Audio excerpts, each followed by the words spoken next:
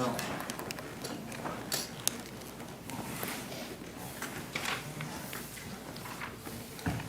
right, we're going to bring the meeting to order for the special meeting of the Parks and Intergenerational Services Committee for March 6th. We're going to start with the Pledge of Allegiance, led by Commissioner Hargrove. You gotta do something. I pledge allegiance to the flag of the United States of America and to the republic for which it stands, one nation, under God, indivisible, with liberty and justice for all. Thank you, Commissioner Hargrove. Now on to the roll call. Thank you. Chairperson Price, I'm here. Vice Chairperson Levy, Commissioner Hargrove, Present. Commissioner Sandoval, Here. Commissioner Ahmad, Present. Commissioner Munguia Esquivel, Here. Commissioner Early. Here. We have a quorum. Thank you. For note, anyone wishing to address the commission should fill out one of the requests to speak cards and present it to the clerk.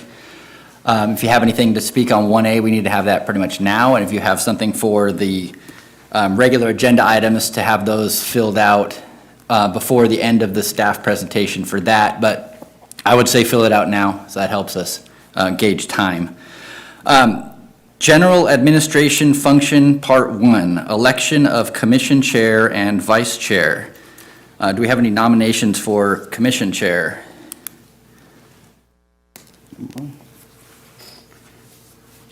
Nominate Greg Price. Oh, I accept that nomination. I second. So motion, or nominated by Commissioner Esquivel, seconded by Commissioner Sandoval. Any other nominations for Commission Chair? Nominations for Vice Chair. I'd like to return the favor and nominate Commissioner Esquivel. I'll accept. I second it. Any other nominations for Chair and Vice Chair? No, so do we have a motion to, do we need to make a motion for that, or we just vote for that? Yeah, I'll make a motion that we, No, you already have a motion. Oh, sorry, parliamentary procedure. All in favor of the election of Commissioner Price and Commissioner Esquivel for Chair and Vice Chair, say aye. Aye. Aye. Anyone opposed? Hearing none, we now have a new Commission Chair and Vice Chair. Congratulations. That means I have to run this meeting? Yeah. General Administration Function Part 1, was that a 1A, or are we good on that? Okay. 1B, presentation by the public on matters not on the agenda within the jurisdiction of the committee. The commission is prohibited by law from discussing issues not on the agenda brought to them at this time. We have none. 1C, commission communications. Is there anything from you guys on? I'm sorry, we do have one item that For was one- brought to us. For 1B? For 1B, yes. Hand it over. Pass it.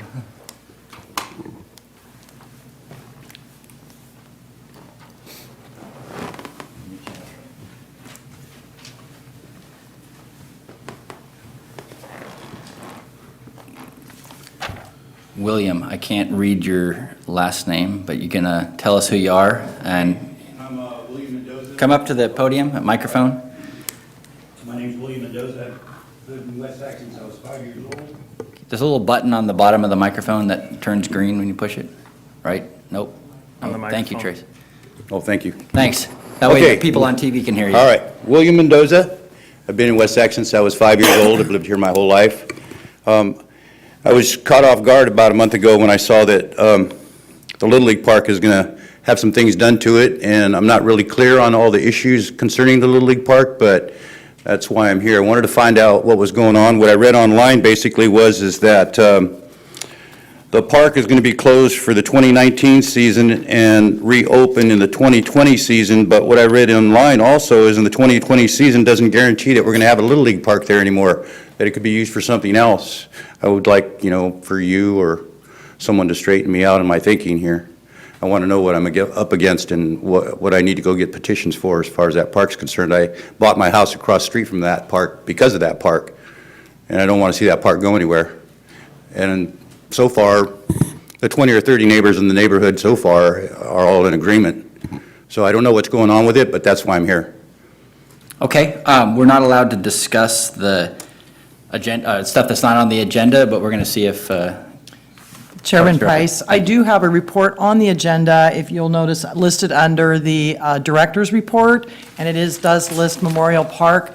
I am happy to provide that update at this time, if you'd like. That way, this gentleman could hear that report. You would just take the item out of order for me to give that specific item, and I'll only do that item of my report and can defer the rest till later. okay, that would be awesome. So go ahead, have a seat, and we'll Sure. get the director's Thank report. you. And then, so we'll move to General Administration Function Part 2, Item 10A, 10A1, Memorial Park ADA Requirements and Little League.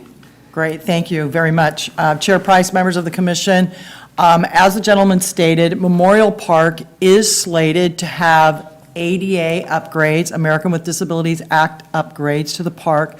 This is the direct result of a litigation that was conducted in 2010 that was settled, and part of the settlement was that ADA improvements had to be completed at the park by April of 2020. In order to be able to facilitate those improvements, we have to begin that work now. There is an item slated to go to the City Council on March 21st, which is to select the design firm that will actually design the ADA improvements for the park. The request for proposals did include verbiage that asked that as many of the park's current amenities try to be retained as part of the ADA upgrade. There is some misinformation, as can be expected, that has been going around about it. The park is not being scraped and rebuilt. All we are doing is providing ADA improvements per the litigation. Those will include having to look at brand-new restroom facilities, a new toy structure, ADA parking, ADA access to the fields and primarily the dugouts, which are not ADA compliant. It will involve sidewalk, curb, and gutters in some cases. However, all the elements have not been designed yet, and that is what this item is on March 21st that's going to City Council, will be to select the design firm that will actually determine what we can and cannot do. Again, the hope is that we can save as many of the existing ball fields as possible.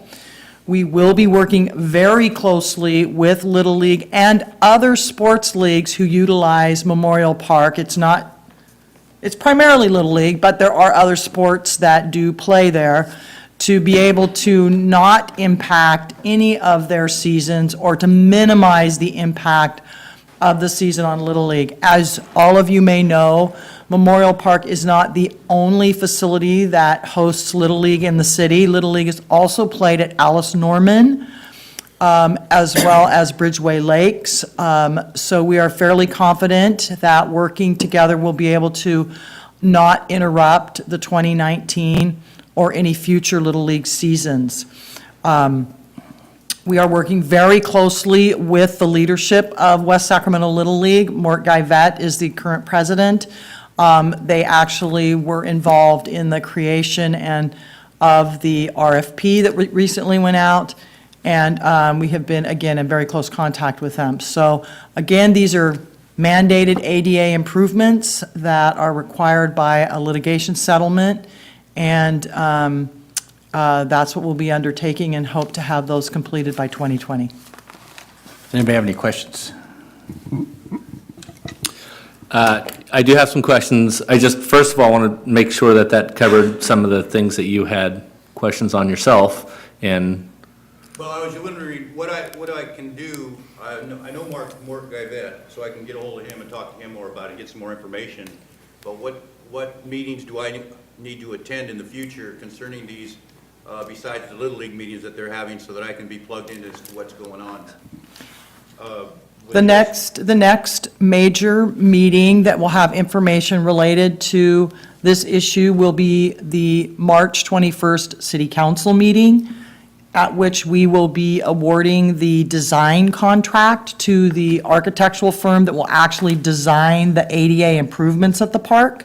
So if you're interested in commenting on that, we will also be having, as part of that, there will be some open meetings to talk to people about the designs, which we will, publicize and get to know anybody, let everybody know. But I will also give you my name and number and my email, and you're more than welcome to correspond with me directly. Appreciate it, thank you. Yep. And the city has been trying to do some good communication on this. It's not all consolidated, but there's a city lights information that goes out that has tried to put some information out on this. Also, lots of information going back and forth on Facebook, and the city does have a spot there, and your connection there is good. So my question was, as part of this discussion on the future solution on this, not specific to Memorial Park, but was looking at some other potential fields opening up for this, specifically the old River City fields. Is that still in the mix, and is that formalized in any way? Yes, and yes. There is the potential of long-range, not short-term, long-range, we are looking at, as part of the Parks and Open Space Master Plan, there are two parks, or two school-owned sites with acreage. One is the old River City High School, which is now the Westmore Oaks Elementary School campus, and the other is now the Charter High School, which is the old Westmore Oaks Elementary. Those two sites specifically are part of a letter of intent that we entered into with the school district to actually do reuse plans at those two sites to see how they would fit in with the overall needs that are being identified in the Parks and Open Space Master Plan. And so there is going to be coming to you at some point, ideas about the reuse for both of those school sites in conjunction with whatever needs the school district may have for those specific sites. So the short answer is yes, those sites could potentially come to the city as additional parklands in the future, but those are more long-range because there is no funding available or identified to do any of that work at this time. But we do believe that particularly the Westmore Oaks site can be a long-term potential solution, particularly around field needs, just not for Little League. We have field needs in other areas as well that you're going to hear about here in just a minute. But, so yeah, the short answer is yes. But will it take care of this immediate problem? No. But again, we are very confident that, again, working very closely with Little League, that even if we have to have some closure of Memorial Park, again, we're hoping we don't, but if we do, that we can accommodate the 2019 Little League season at existing facilities. It'll be tight and it'll be creative, but we believe we can get it done for one season.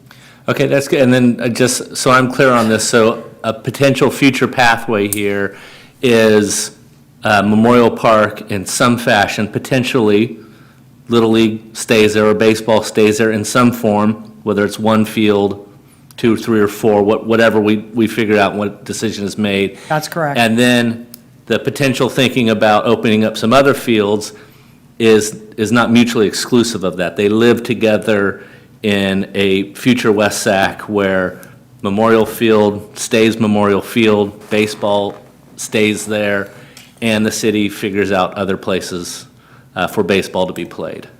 That is correct, because even if we keep Memorial Park, if nothing was going to change at Memorial Park, hypothetically, we still have a lack of field space. In the long term, looking at projected growth, And that's lack of field space for all sports, All not just sports. considering Little League. all sports, including Little League, yeah.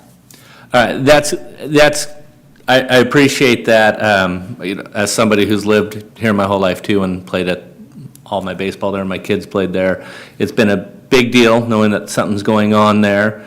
There's been a lot of, I think, misinformation. It's not really the right word, just, there's just not the right information out there at the moment because some decisions haven't been made. And it's good to hear from you as the the head honcho here about what's going on. So I know I appreciate that because it has caused some worry and consternation in the neighborhood.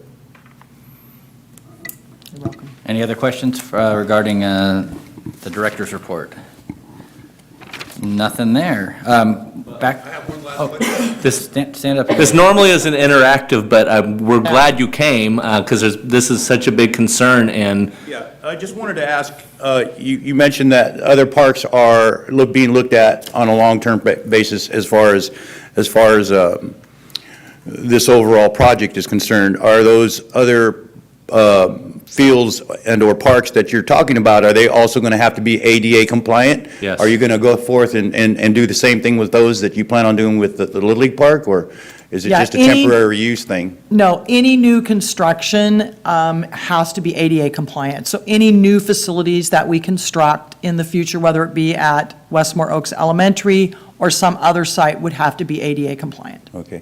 And last of all, you're not sure whether they're having one park left or two diamonds left or three diamonds left. Who's going to determine that? Is that going to be in the design that is presented to the city council concerning that? Yes, but the March 21st, the designs are not being presented. On March 21st, they are selecting the firm that will actually do those designs, and there will be three options actually as part of that contract. The architect will provide three different options for the city to consider in meeting the ADA requirements. Okay. So depending on the amount of space, and the ADA requirements, that'll drive it, because just the sidewalks are going to make the footprint of the park smaller. So there's some architectural wisdom that's going to need to come to play here that'll determine the final outcome. Okay, I can ask you the rest of the questions later. Awesome, And get thank some you. information from you then. Thank you. Thank you. I do have another question if you guys don't mind. So one of the questions that was put forth in another meeting I was at was a discussion as to whether or not there could be some historical exemption for the Little League and for the dugout from my day job. My understanding is there is no historical exemptions in ADA, but I know that was something that the city was going to double check on, and I was wondering if there's any news on that. Your answer is correct. There is no exemption for ADA. And my understanding is because ADA it's a civil rights issue. You can't exempt a facility in a manner that would impinge upon somebody's civil rights. And so that's a big issue. I know there's some building code exemptions for historical when it comes to water and things like that. But even for historical buildings that are going through upgrades, I know that I've learned hard and fast that there is no historical exemption for access. That is correct, and in addition, we did inquire, because this was also a question that was asked, could we keep one field historical with the dugouts and one field ADA compliant? We're not allowed to do that either. All of the fields have to have equal access. Sort of the separate but equal thing? Yeah, that's where that kind of goes. Any other questions for director's report? All right, now back to General Administration Function Part 1, Item 1C, Commission Communications. Anything for that one? I think not. No presentations. We have a consent agenda tonight, 2 items on it. Item 2, consideration of the proposed increase for personal training session fees at the West Sacramento Recreation Center for the Book of Fees, and the approval of the minutes of the October 3rd regular meeting. Does anybody have any questions for staff on either of those items? Commissioner Sandoval? No? Oh, I thought you were pushing yes on that. I'm ready to motion to move. Go ahead. I'll motion to move this item. Do we have a second for that? Second. So item motion by Commissioner Sandoval and seconded by Commissioner Munguia Esquivel. I'm going to get that one of these days. All in favor of the consent agenda, say aye. Aye. Aye. Anyone opposed? Hearing none, the consent agenda passes. Item 4, regular agenda, workshop on the Parks and Open Space Master Plan update to key findings to date. That's a mouthful. Tracy Michael, Business Manager.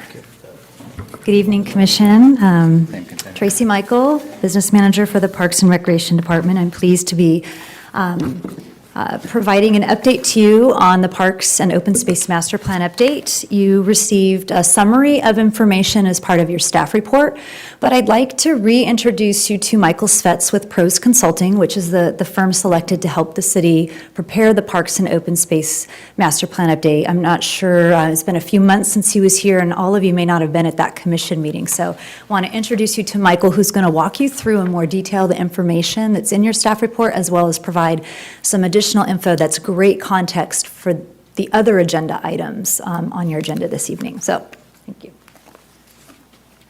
Thank you, Tracy. Thank you very much for the opportunity to kind of get you up to speed in terms of where we were last fall when we made the presentation related to kind of the overall process that we were going to go through. This will add some context to that. So really, it's some key findings associated with where we're at with the master plan, some emerging issues, as well as then, kind of some of the next steps. So let me make sure I know how to work this. Okay. So I will not belabor the point here regarding the desired outcomes, but these were kind of some of the key elements associated with the open space, Parks Open Space Master Plan. The thing to note is that there's a couple of operational issues associated with this, which is really important from a master planning perspective, simply because you want to do a master plan, but you also need to make sure that you're operationally sustainable in order to implement that, as well as then some of the funding sources needed to do so. So just quickly, demographics and trends. This is important to understand that your community will continue to grow. It's going to grow at a rate of 1.2%, which is about 0.5% higher than the national average. About 2032, you'll top out somewhere around 62, almost 63,000 folks. You will continue to grow beyond 2032, but for purposes of the master plan, that's kind of what we're looking at. As far as your age segmentation goes, you do currently have balanced age segmentation. You do have an aging trend in the community. Upwards of close to 35% of your community will be 55 and older by 2032. And this, we will align this with the general plan as well as the active aging plan projections, just to make sure that the data that we're showing scrubs out correctly with the other two documents. As far as ethnicity goes, it's important to understand that simply because different cultures recreate differently. And as you can see, you are an increasingly diverse community, and not just in terms of a Hispanic subset, where over 1/3 of your population will be in 2032, but also increasing Asian population, as well as just a blend of different ethnicities making up significant portions of your population. As far as income levels go, you do have lower income levels in the city currently. It's hard to project what that's going to look like out into the future. A lot of that has to do with economic development, wage increases, and so on and so forth. But really what this means is you need to really focus on providing high quality experiences and a little less on cost recovery. I know that's, in conflict with where you're at with the recreation center. But overall, you can't expect to charge what you would charge, say, in a community that had higher income levels. You just won't be able to meet the community's expectations and get them to participate. Tapestry segmentation is a really unique way of looking at your community. We always look at demographics sometimes through how old are you and what color are people's skin and how much money do they have in their pocket. This is more about lifestyle and how people live their lives. And I think it's important to know that your top 5 are very, very unique compared to the rest of the U.S.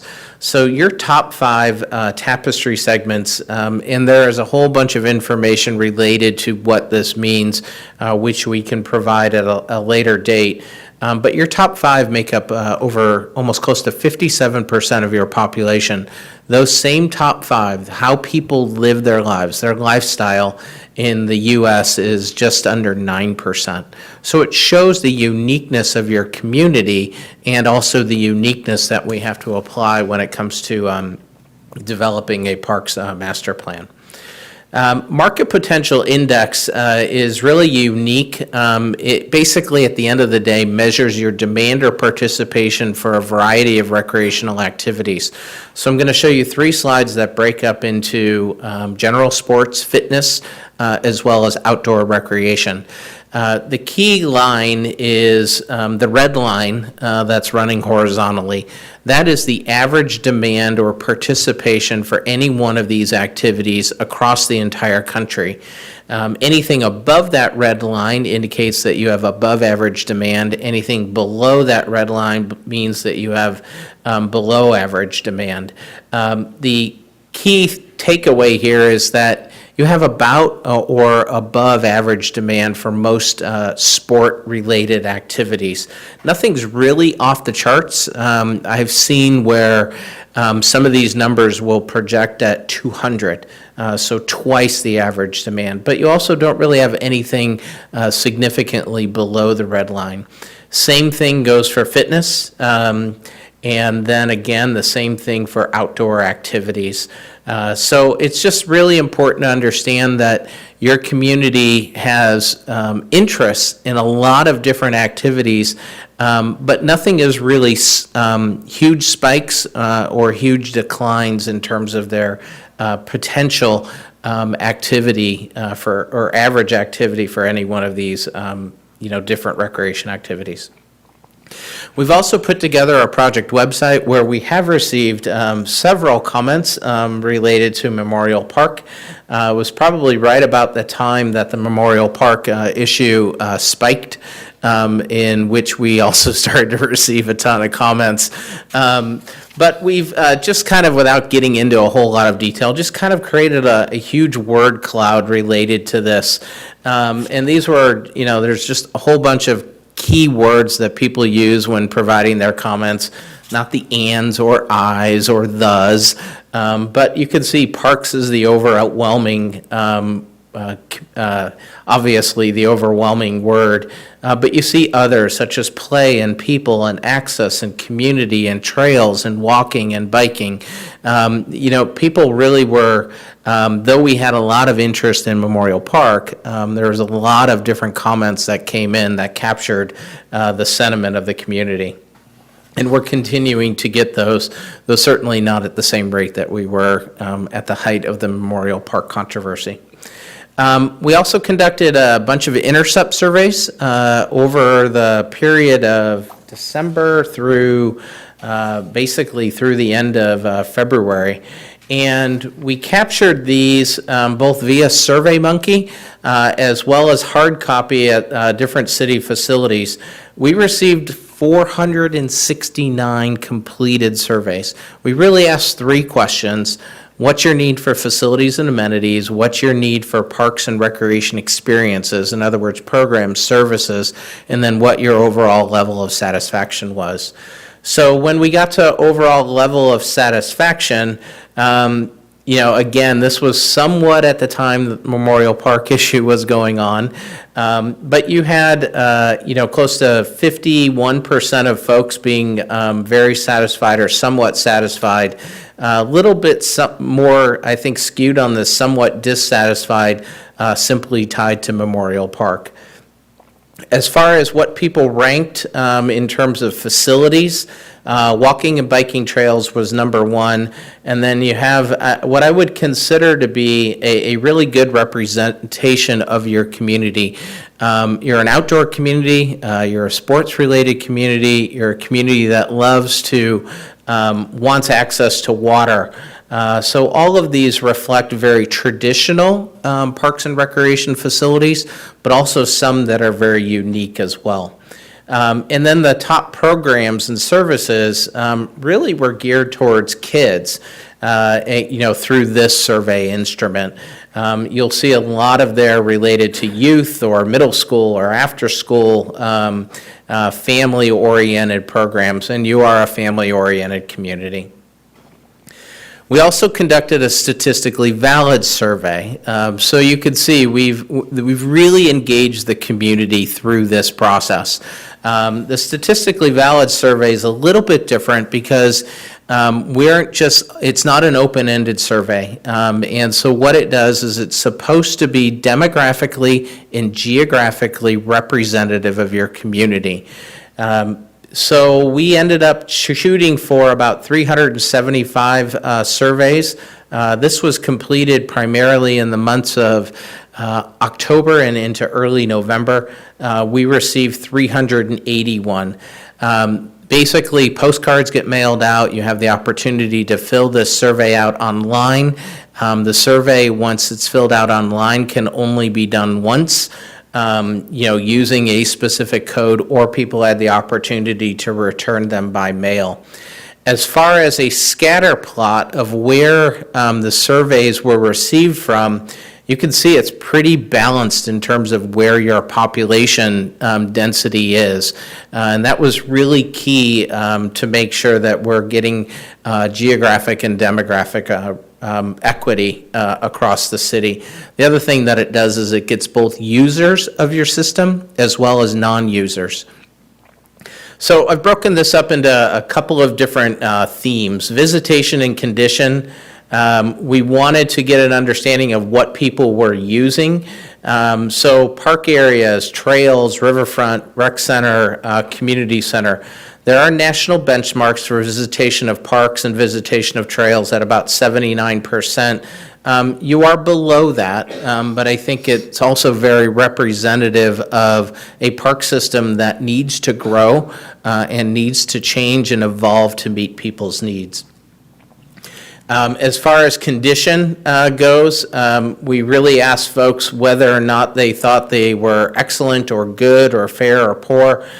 You received quite a few good to excellent comments related to the condition. And this is important to understand in terms of if things aren't in repair and things aren't safe, people have a tendency to not use them. Given the fact that you are, have pretty strong marks, though you do have areas of for improvement, in particular for trails and parks, you have opportunities.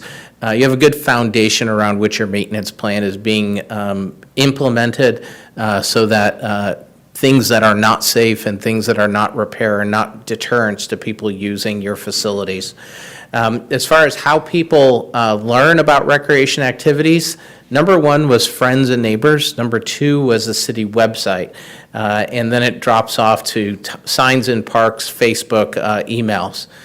We also wanted to know how people preferred to learn about activities. So you can see that your top three are all electronic. So they want to rely less on word of mouth, and they want the information delivered right to them via email, whether they have the opportunity to do it on the city website and or Facebook. As far as program participation and quality goes, we asked whether or not people had participated in programs. 37% said yes. The national benchmark for that is 34%. So that indicates a couple of things. One, your programs are of good quality, or people would not be taking them, especially since they're getting their information word of mouth. But secondly, it also shows that you're offering the right kind of programs to the community. If you are offering the wrong kind of programs, typically your participation numbers would be a little bit lower. As far as the overall quality goes, 51% excellent. National benchmark is 36. So kudos to the programming staff related to the quality of the programs. As far as reasons that people have not participated, they don't know what is offered, and then too busy, not interested. You can see that those numbers are significantly higher than the national benchmark, which means a couple of things. One, We need to shift how people learn about the activities to the ways that they would prefer to learn about them. So how they find out now is not necessarily aligned with how they want to learn about the activities. So that's a little shift in terms of marketing perspective. And then the other one that I think you have to try to overcome, too busy, not interested, that's somewhat of a challenge, just simply because there's only so much space in which you can offer programs, but it's a matter of making sure that we offer the programs that have the highest and greatest needs in the community at the times in which people are most apt to take them. Facility and amenity needs. So we asked several questions related to this. Show you a couple. One thing is really important to understand is not just what's important to the community, but also where they have unmet needs. So this kind of gives you an understanding of where the highest and greatest unmet needs are in the community. And you can see the top 5, top 6, really the top 5 are really about people just out using your park system without necessarily it being programmed by the department. So informal drop-in use related to nature parks, related to walking and biking trails, covered picnic areas, open space conservation areas and trails, and shaded play areas. As far as the things that are most important, you can see walking and biking trails, again, very much at the top, small neighborhood parks, and then swimming pools and water parks round out the top 3. National benchmark for trails is 42%, you're at 41%. Program and activity needs. Again, ask the question where the unmet needs are. Exercise classes, adult fitness and wellness programs came out on top, and then community special events, an ice rink, believe it or not. And this even raised some questions from City Council. We didn't ask this in the middle of the summer where people were thinking they wanted to cool down. We didn't ask this around Christmas time, which is, typically that, every movie shows, people ice skating. So it's somewhat of an anomaly. It's not necessarily something that I think the city is going to immediately look to try and build an ice rink somewhere, but maybe there's ways to incorporate a seasonal ice rink as part of special events, or if somebody identifies an economic need within the community to develop something from a private sector perspective, the city has some backing with regards to, at the very least, that the community has an unmet need for that. As far as things that people found most important, the top 3 are also the top 3 regarding unmet needs: exercise classes, adult fitness and wellness programs, as well as community special events. Public support. So this isn't always just asking people for their wish lists. It's also trying to get an understanding of, how they advocate for the department as well as the park system.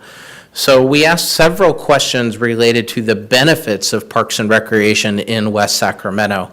And you can see that with the exception of promotes tourism to city and region, people either strongly agreed or agreed with those statements at a rate of more than 50%. So you have significant advocacy for parks and recreation in West Sacramento. And it's important to build on that in terms of what people would be most willing to fund related to improvements. So taking care of what you already have, and then trails, riverfront, which is a lot of trails, and open space and developed trails, as well as then adding, if I can read that correctly, adding more trails. So you're definitely a community that is willing to fund your trail system, and understanding that 2 items from this, you're also going to get an update on that trails plan. As far as the level of satisfaction that people receive overall, national benchmark for very satisfied is 27%. Your benchmark or your number is 14%. So I think this ties back to simply that you're a community that has a parks and recreation system that is still evolving, that really needs to focus on the areas that people are most interested in using as far as your system goes, the things that are missing. As far as community needs go, so we take all of this information and we kind of roll it together.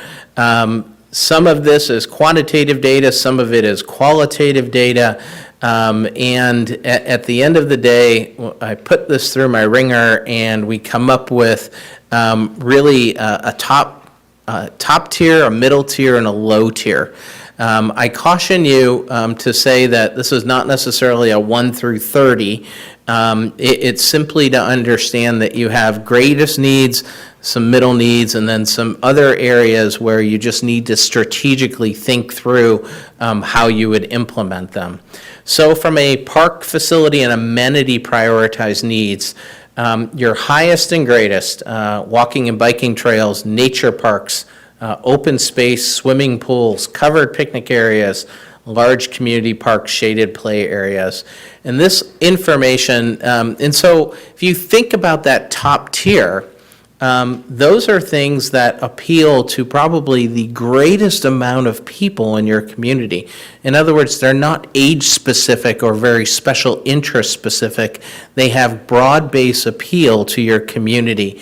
When you start getting into the middle category, you start to see that things become a little bit more driven based on, I have a need for this type of sport field, or I have a dog and I want to be able to take my dog to a dog park, or I'm a mountain biker, or I have interest in skateboarding parks. The things down at the lower end of the spectrum, are not necessarily that you don't have a need for them per se, because you do. You just don't have a broad-based need across your community. And if you were to build these type of, or continue to offer these type, you're going to be very strategic in what you do. So in other words, like the community center space and the classroom rental space, you offer that. You offer that at your community center. People are very much aware of that, and it's accessible to your community, but you don't have a huge unmet need for it, and not everybody in the community is looking to rent space. You will continue to do that, but you should not do, looking at community center and how you use that, you shouldn't prioritize renting to the community ahead of you offering your own programs in those spaces. As far as programs and services go, community special events rated out number 1. I know when we did the statistically valid survey, it came out exercise classes and adult fitness and wellness, but when we blend all the information together, your community special events came out on top. Adult fitness and wellness came in second, and then outdoor environmental education programs. Again, you can start to see that some of these are very age-specific. You also see a lot of programs geared towards families and youth in that high category. You see more along the lines of adult programs towards the bottom, or very specific programs towards the bottom. Again, these are not, it's not to say that you don't look to offer all of these programs, but for example, you want to continue to encourage special events in your community, because that's a come one, come all. As far as offering pickleball instruction in leagues, you may offer that to your community, but you're not going to do it throughout your community, and you're going to offer it very strategically in terms of, this is the population that wants to participate in pickleball. This is when they're most available to do it. This is when we should offer pickleball. You're not going to do it like you do swim lessons, where you offer as many programs as you possibly can, because you know that you have a high demand for that across your youth population.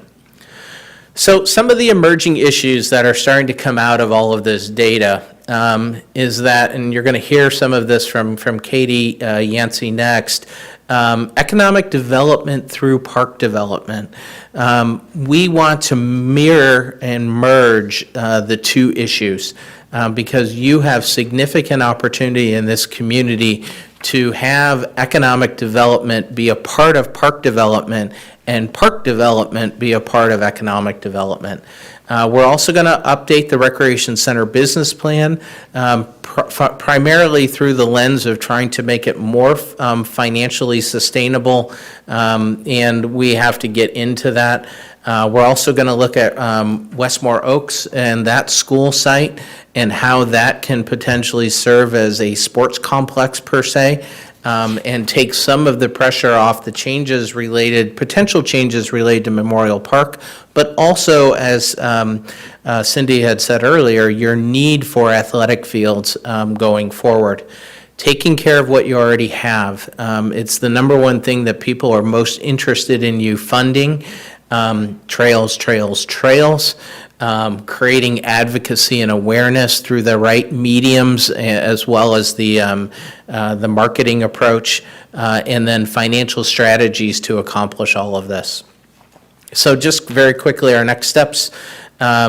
If you are not familiar with Zen City data, I am not here to give you a Zen City data integration 101, but simply this is a way in which the community, city council, city administration is trying to understand what the hot button items are and what people are most interested in by measuring their comments, measuring the information that they're requesting, so that you have a continual top 10 of what are the things that are most important to your community. And this was through everyday conversation that takes place with the city. We just conducted this afternoon an internal park-by-park improvement workshop, which very much will tie to the CIP program. So what are the things within your existing park system that we need to look at updating? Some of it is simply life cycle replacement. This playground is old, and it's going to need to be replaced within the next 10 years, versus can we add picnic shelters at this park or that park? Or do we add internal loop trails at this park or that park? Benchmark analysis, we are very close to completing that. We are just scrubbing some data. Actually, Tracy is scrubbing some data related to all of your open space acreage to make sure that we have that counted. That will also then be followed by level of service standards, which basically measures how many acres are you short, how many ball fields are you short. We have some preliminary numbers, but we need to run through that and scrub that a little bit more. Equity mapping is really important because it gives you an understanding, not just in terms of where you have your parks and you have your amenities and where you have your facilities, but do you have equitable access throughout your community? So one of the things that we've heard time and time again about Memorial Park and why it's so important is that it's centrally located. And so if those fields were to be taken away, well, the replacement fields that you have right now are not centrally located, so they're not as easily accessible to your community as Memorial Park is. It starts to show your gaps as well as your overlaps to your system. And if we identify future park acreage needs and we identify future ball field needs, and just using those as an example, where should those be in your community so that it's equally accessible? So you just don't have this geographic imbalance in terms of providing services to your community. As Cindy said, the Memorial Park ADA improvement RFP going to City Council for a recommendation on March 21st. And then updating the recreation business plan will start in late March. We'll likely be back with a more technical, even more technical report to you sometime early summer as we start to complete some of these items. So I appreciate your time, your attention, and giving me the floor to kind of give you an update in terms of where we're at. And if you have any questions, I'll take those right now. Does anybody have any questions, starting on this end? Anything? No?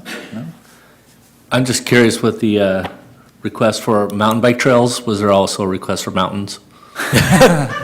Well, I think when people consider mountain bike trails, they consider them to be off-road paths that take you on a terrain route, not necessarily up and down. But yes, understood. I like that request. Good. Under the financial strategy section, there's a request for $12,000 to continue doing a business plan or to revamp the business plan that was done in Correct. 2009, which is about 9 years ago. Correct. What's the, how often are those suggested to be made? From a recreation center business plan, Yes. typically about the same amount of time that you would do your master plan, anywhere between 5 to 10 years. So you're at about year 9. If we completed a business plan in 2018, it's likely implementation in 2019. Times have changed, needs have changed. I'll give you a really good example that I think we need to look at from a recreation center standpoint. And maybe this is a little premature to bring it up, but at the end of the day, it's about if you are going to have to achieve a specific cost recovery goal, you want to maximize the utilization of your space. There are 2 spaces within the recreation center, the kinesis room, as well as the area where the climbing wall is, that don't get a ton of use. And so how do you take that square footage potentially and use those spaces differently to meet the needs that we've identified here, at least initially, will drive more participation, potentially drive more revenue, and therefore, require less of a general fund subsidy to operate the facility. Thank you. I do have a serious question.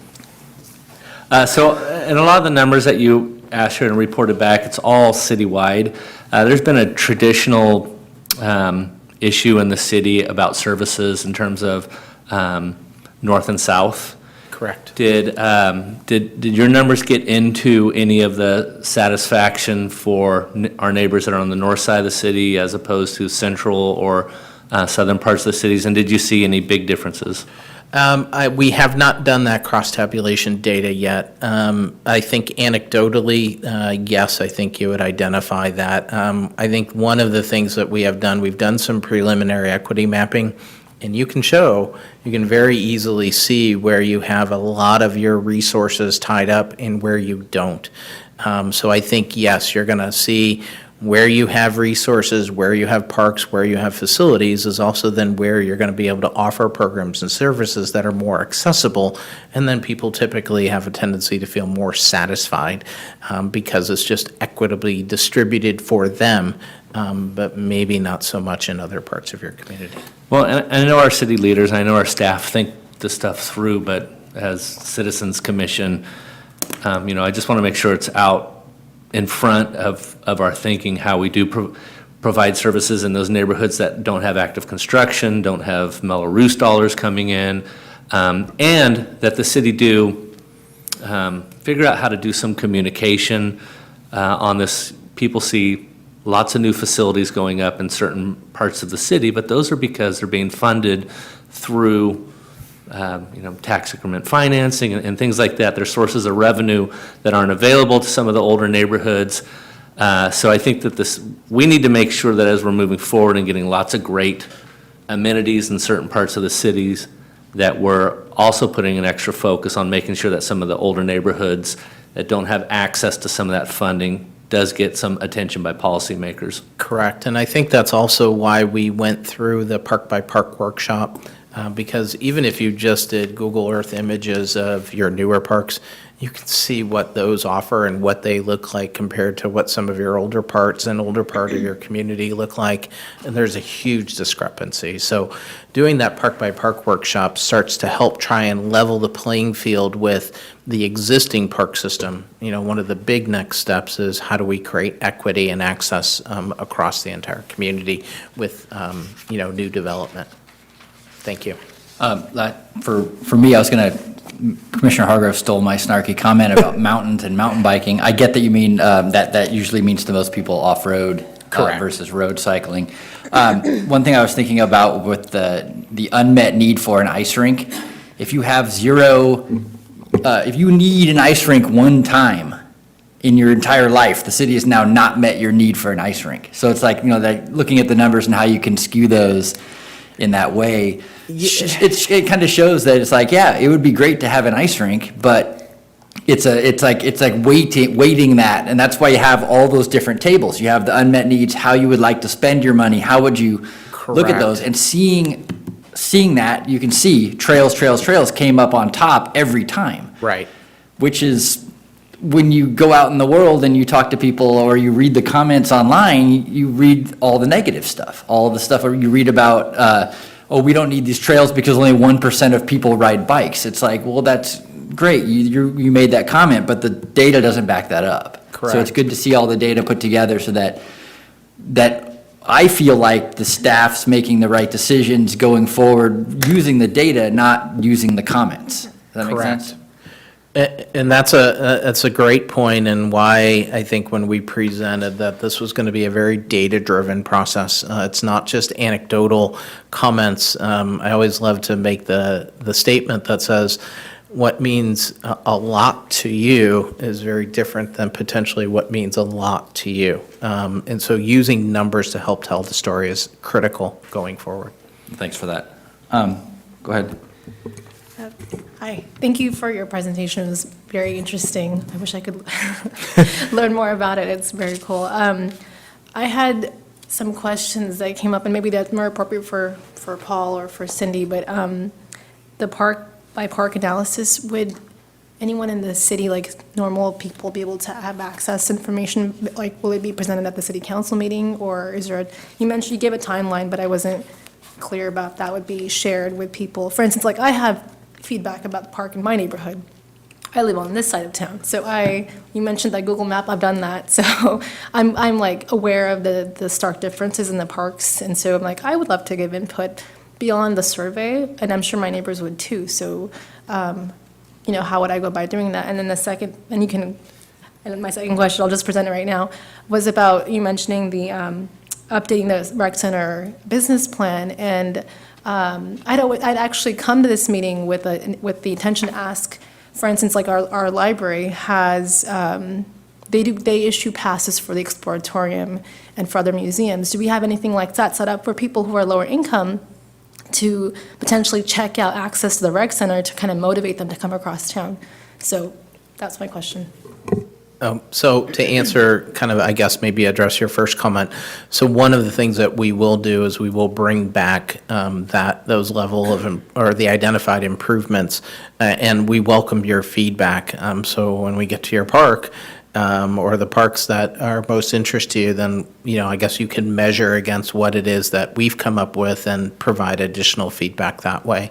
And then secondly, yes, absolutely. I think one of the key things to make the recreation center financially sustainable is to identify as many possible uses.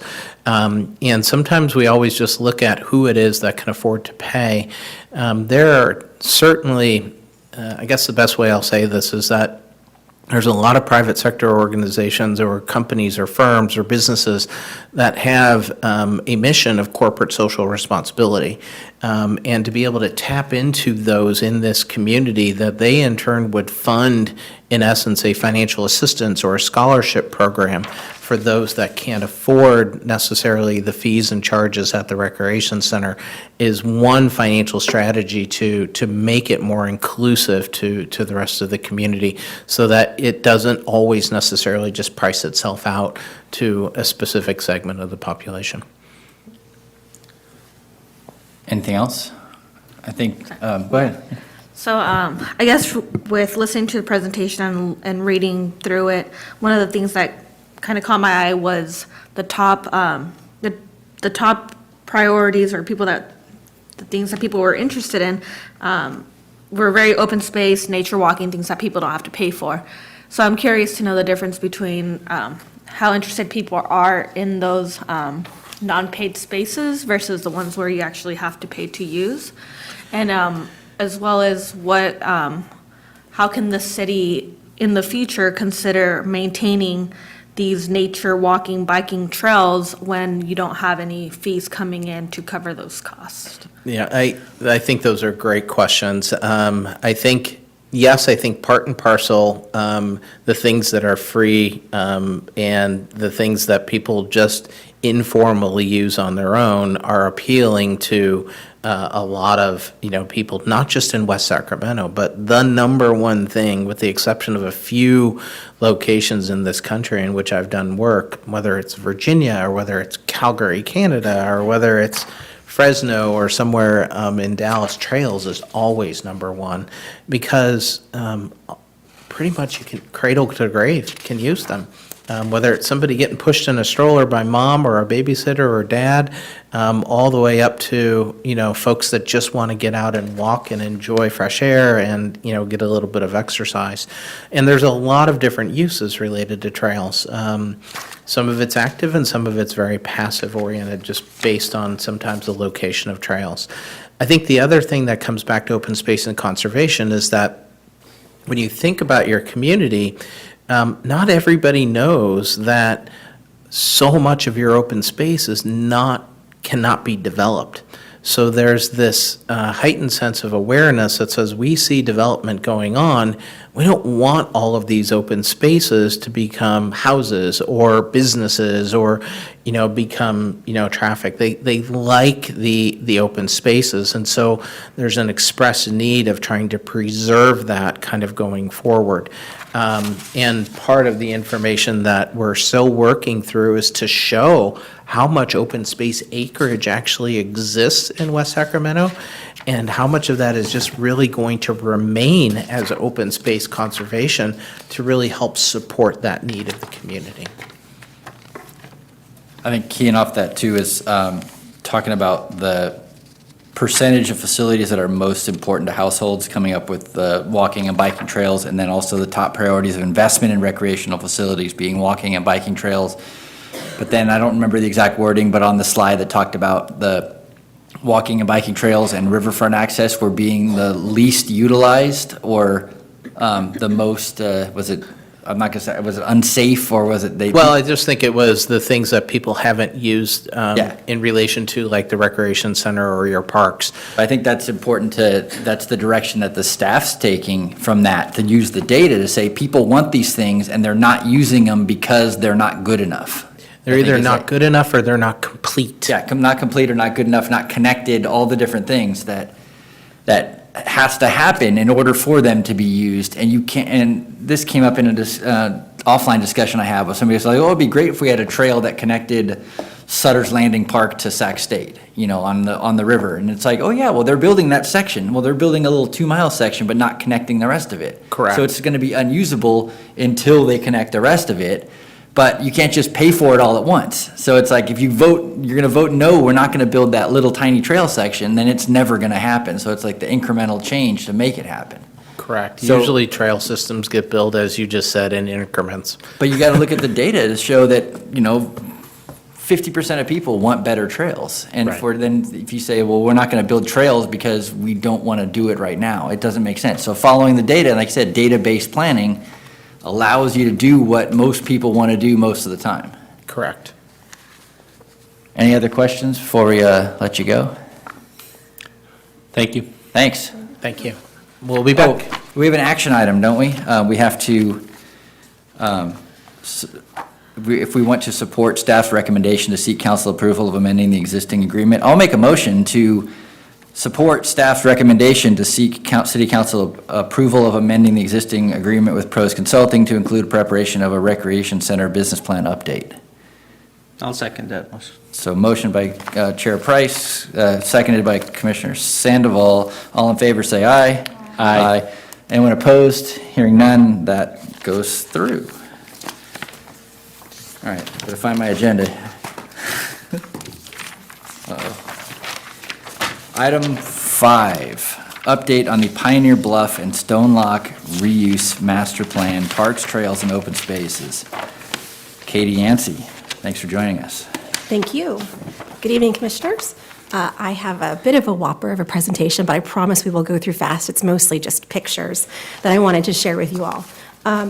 Some of you may remember me from previous presentations. We were together in 2016 and 2017. I thought this would be a good opportunity to let you know what I've been up to based on the direction that you've given me those past couple of times. So just to kind of recap, the Reuse Master Plan was funded by a Strategic Growth Council grant. It's an expansion of an existing Pioneer Bluff transition document that was approved by the council in 2014. It's not a specific plan. What that really means is that there's no CEQA attached to it. So it's basically a series of recommendations. It's a compilation document that includes a bunch of due diligence, recommendation, reconciliation, recommends next steps, and then it also kind of attempts to take ideas that were sort of at a conceptual level in a lot of our existing planning documents and drill them down and say, do these work? What would they look like? And more importantly, how much would they cost? You may recall that in your staff report, you had a technical memo that was attached that was about site number 5. Effectively, the Reuse Master Plan is just a series of those kinds of technical memos with a document that sits on top and says, this is how you would interpret them. This is the action plan for implementing the recommendations that were included. So I wanted to give you an example of one of those technical memos that we're in draft doing for other sites that are in the Reuse Master Plan area. As I mentioned, I met with you in 2016 after we did an open house tour of the Stonelock facility. We had about 110 people show up from the public to view the Stonelock facility, which rarely is open to the public. We talked at that meeting about the structure of the document, how it is effectively an expansion of the existing document, and as I mentioned earlier, is just a bunch of recommendations. We had recommendations that were in the Pioneer Bluff transition plan that we talked about, having to do with activating the barge canal and reusing the Stonelock facility and bringing the Stonelock area into our master plan areas. We also talked to this commission about our coordination activities with flood protection, recognizing that when you are trying to do recreation on levees, you're very tightly in arm with West Safka. So we talked a little bit about how we were planning on approaching that. And in 2016, we rolled out our sort of open space trails and master plan vision, which was an interpretation of the planning documents. And effectively, that means it was an interpretation of the 2003 Parks and Open Space Master Plan and the Riverfront Master Plan. In 2017, we brought the 30% drawings of the Barge Canal Access Trail. That was work that leveraged our coordination with West Safka on establishing where the levee setback was in Pioneer Bluff and along the Barge Canal access area. I also talked about creating a linear park trailhead feature around that along Jefferson, and some of the commissioners had some suggestions about what that feature would look like. And then we also talked to you about the active transportation elements. And one of the commissioners tonight talked about the need for connectivity, that we need to connect these facilities to each other, and the active transportation elements concepts that you saw. In 2017 were an attempt to sort of lay out what that network would look like. So we've had a lot of challenges that we've been trying to overcome, as I mentioned, reconciling the existing planning documents. Pardon me, we went too far. There we go, excuse me. Reconciling the existing planning documents and incorporating the active transportation elements into a complete mobility network. So that's automobiles, transit, bicycles, pedestrians, right-sizing parks infrastructure. We talked to the commission in 2016 about developing an urban park standard or using the one that was in the Bridge District. That means in urban areas, we try to put as much of our park space either adjacent to the river or in areas that cannot otherwise be developed. So we're developing parks concepts that use that same kind of idea, and then looking for the appropriate and best balanced flood protection solutions for all of the recreational desires for these riverfront, or as Michael would refer to them, blueway areas that are in the city. And so we've been coordinating all of our activities with Tracy and Michael on the Parks and Open Space Master Plan, and we are using the same sub-consultant to prepare a lot of the images that I'll be sharing with you. We've been coordinating with West Safka on other items. We're using their consultants as well to make sure that we're being consistent. And then we've been coordinating with Public Works and their transportation division to make sure that we're including trail elements that work with what they're doing with the Bike Ped Trail Master Plan, which you'll be seeing after me. So this is just a reminder, this is what you saw in 2016. This is the recommended open space trails and parks concept. In 2017, this is the recommended active transportation elements that you all saw. So using these and working with Tracy and Pros and Jacobs Consulting, we came up with a revised Central Park concept. Some of it's outside of my master plan boundary. Most of it's actually inside the master plan boundary, and I thought tonight I could walk you through those different elements and show you some of the programming that we're contemplating for those sites. This is the revised Central Park concept. I apologize for the colors, they don't really come through very well here. But the green areas are open space areas and parks areas, and then that orange area that's in the middle, that's the reuse of the stone lock facility. So that's sort of our urban centralized node that's very hardscape, very urban, and the other spaces kind of come out from that, and they're a little bit more green as you move away from that center stone lock facility, which is sort of the gem heart of this new Central Park concept. You'll also see that it includes area to the north of the barge canal. That's the current UP switching yard that's owned by the port. That's outside my master plan area.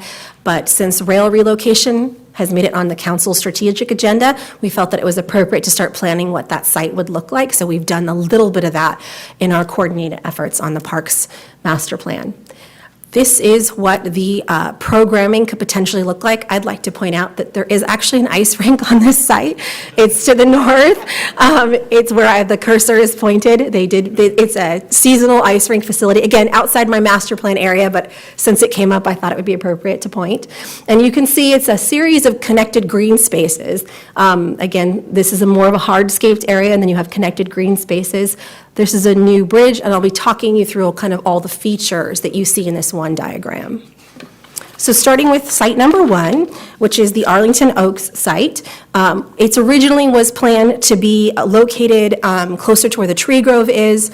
At the February Port Commission meeting, the port who owns this property asked if we could move the park to the west, and that's that blue area that you see highlighted there, and they would add in an additional about half an acre to sweeten the deal. So they've asked that we look at relocating that site. Based on that relocated site, we end up with a park program that works in 4 quadrants. You have a picnic area. You have basically a landing area for the Sycamore Phase 4 bridge, which is a new pedestrian crossing across the barge canal. You end up with a tot lot play area and then parking. So this all-in-one park acts as not only a park area for the existing neighborhood, for the future neighborhood that's proposed at the barge canal, but it also serves as a trailhead for users that want to access the barge canal, access the Sycamore Trail, or are coming off it and are maybe looking to meet some friends there for a picnic. The cost of this park is estimated to be $2.1 million. This is the 60% drawings of the Barge Canal Trail that I presented in 2017. This is primarily a flood protection feature. It's a flood protection O&M corridor, and we brought this to West Safka, and they blessed the location and design of this facility. We also brought the aesthetics to this commission and shared what some of the designs were, and we also articulated that our design was to bring elements from the stone lock facility over to the barge canal, and so we're using industrial-looking light fixtures, and we're incorporating artifacts and elements from the stone lock facility into the seating areas. We've also been coordinating with the Parks Department on maintenance of these kinds of facilities. And as you can see in the notes, we have gotten CEQA approval for this trail. We're in possession of a Central Valley Flood Protection Board permit, which means that we could commence construction on this facility this year, as soon as we get our funding sorted out. I'm lost. Where is this trail? Which one's this? This one right here.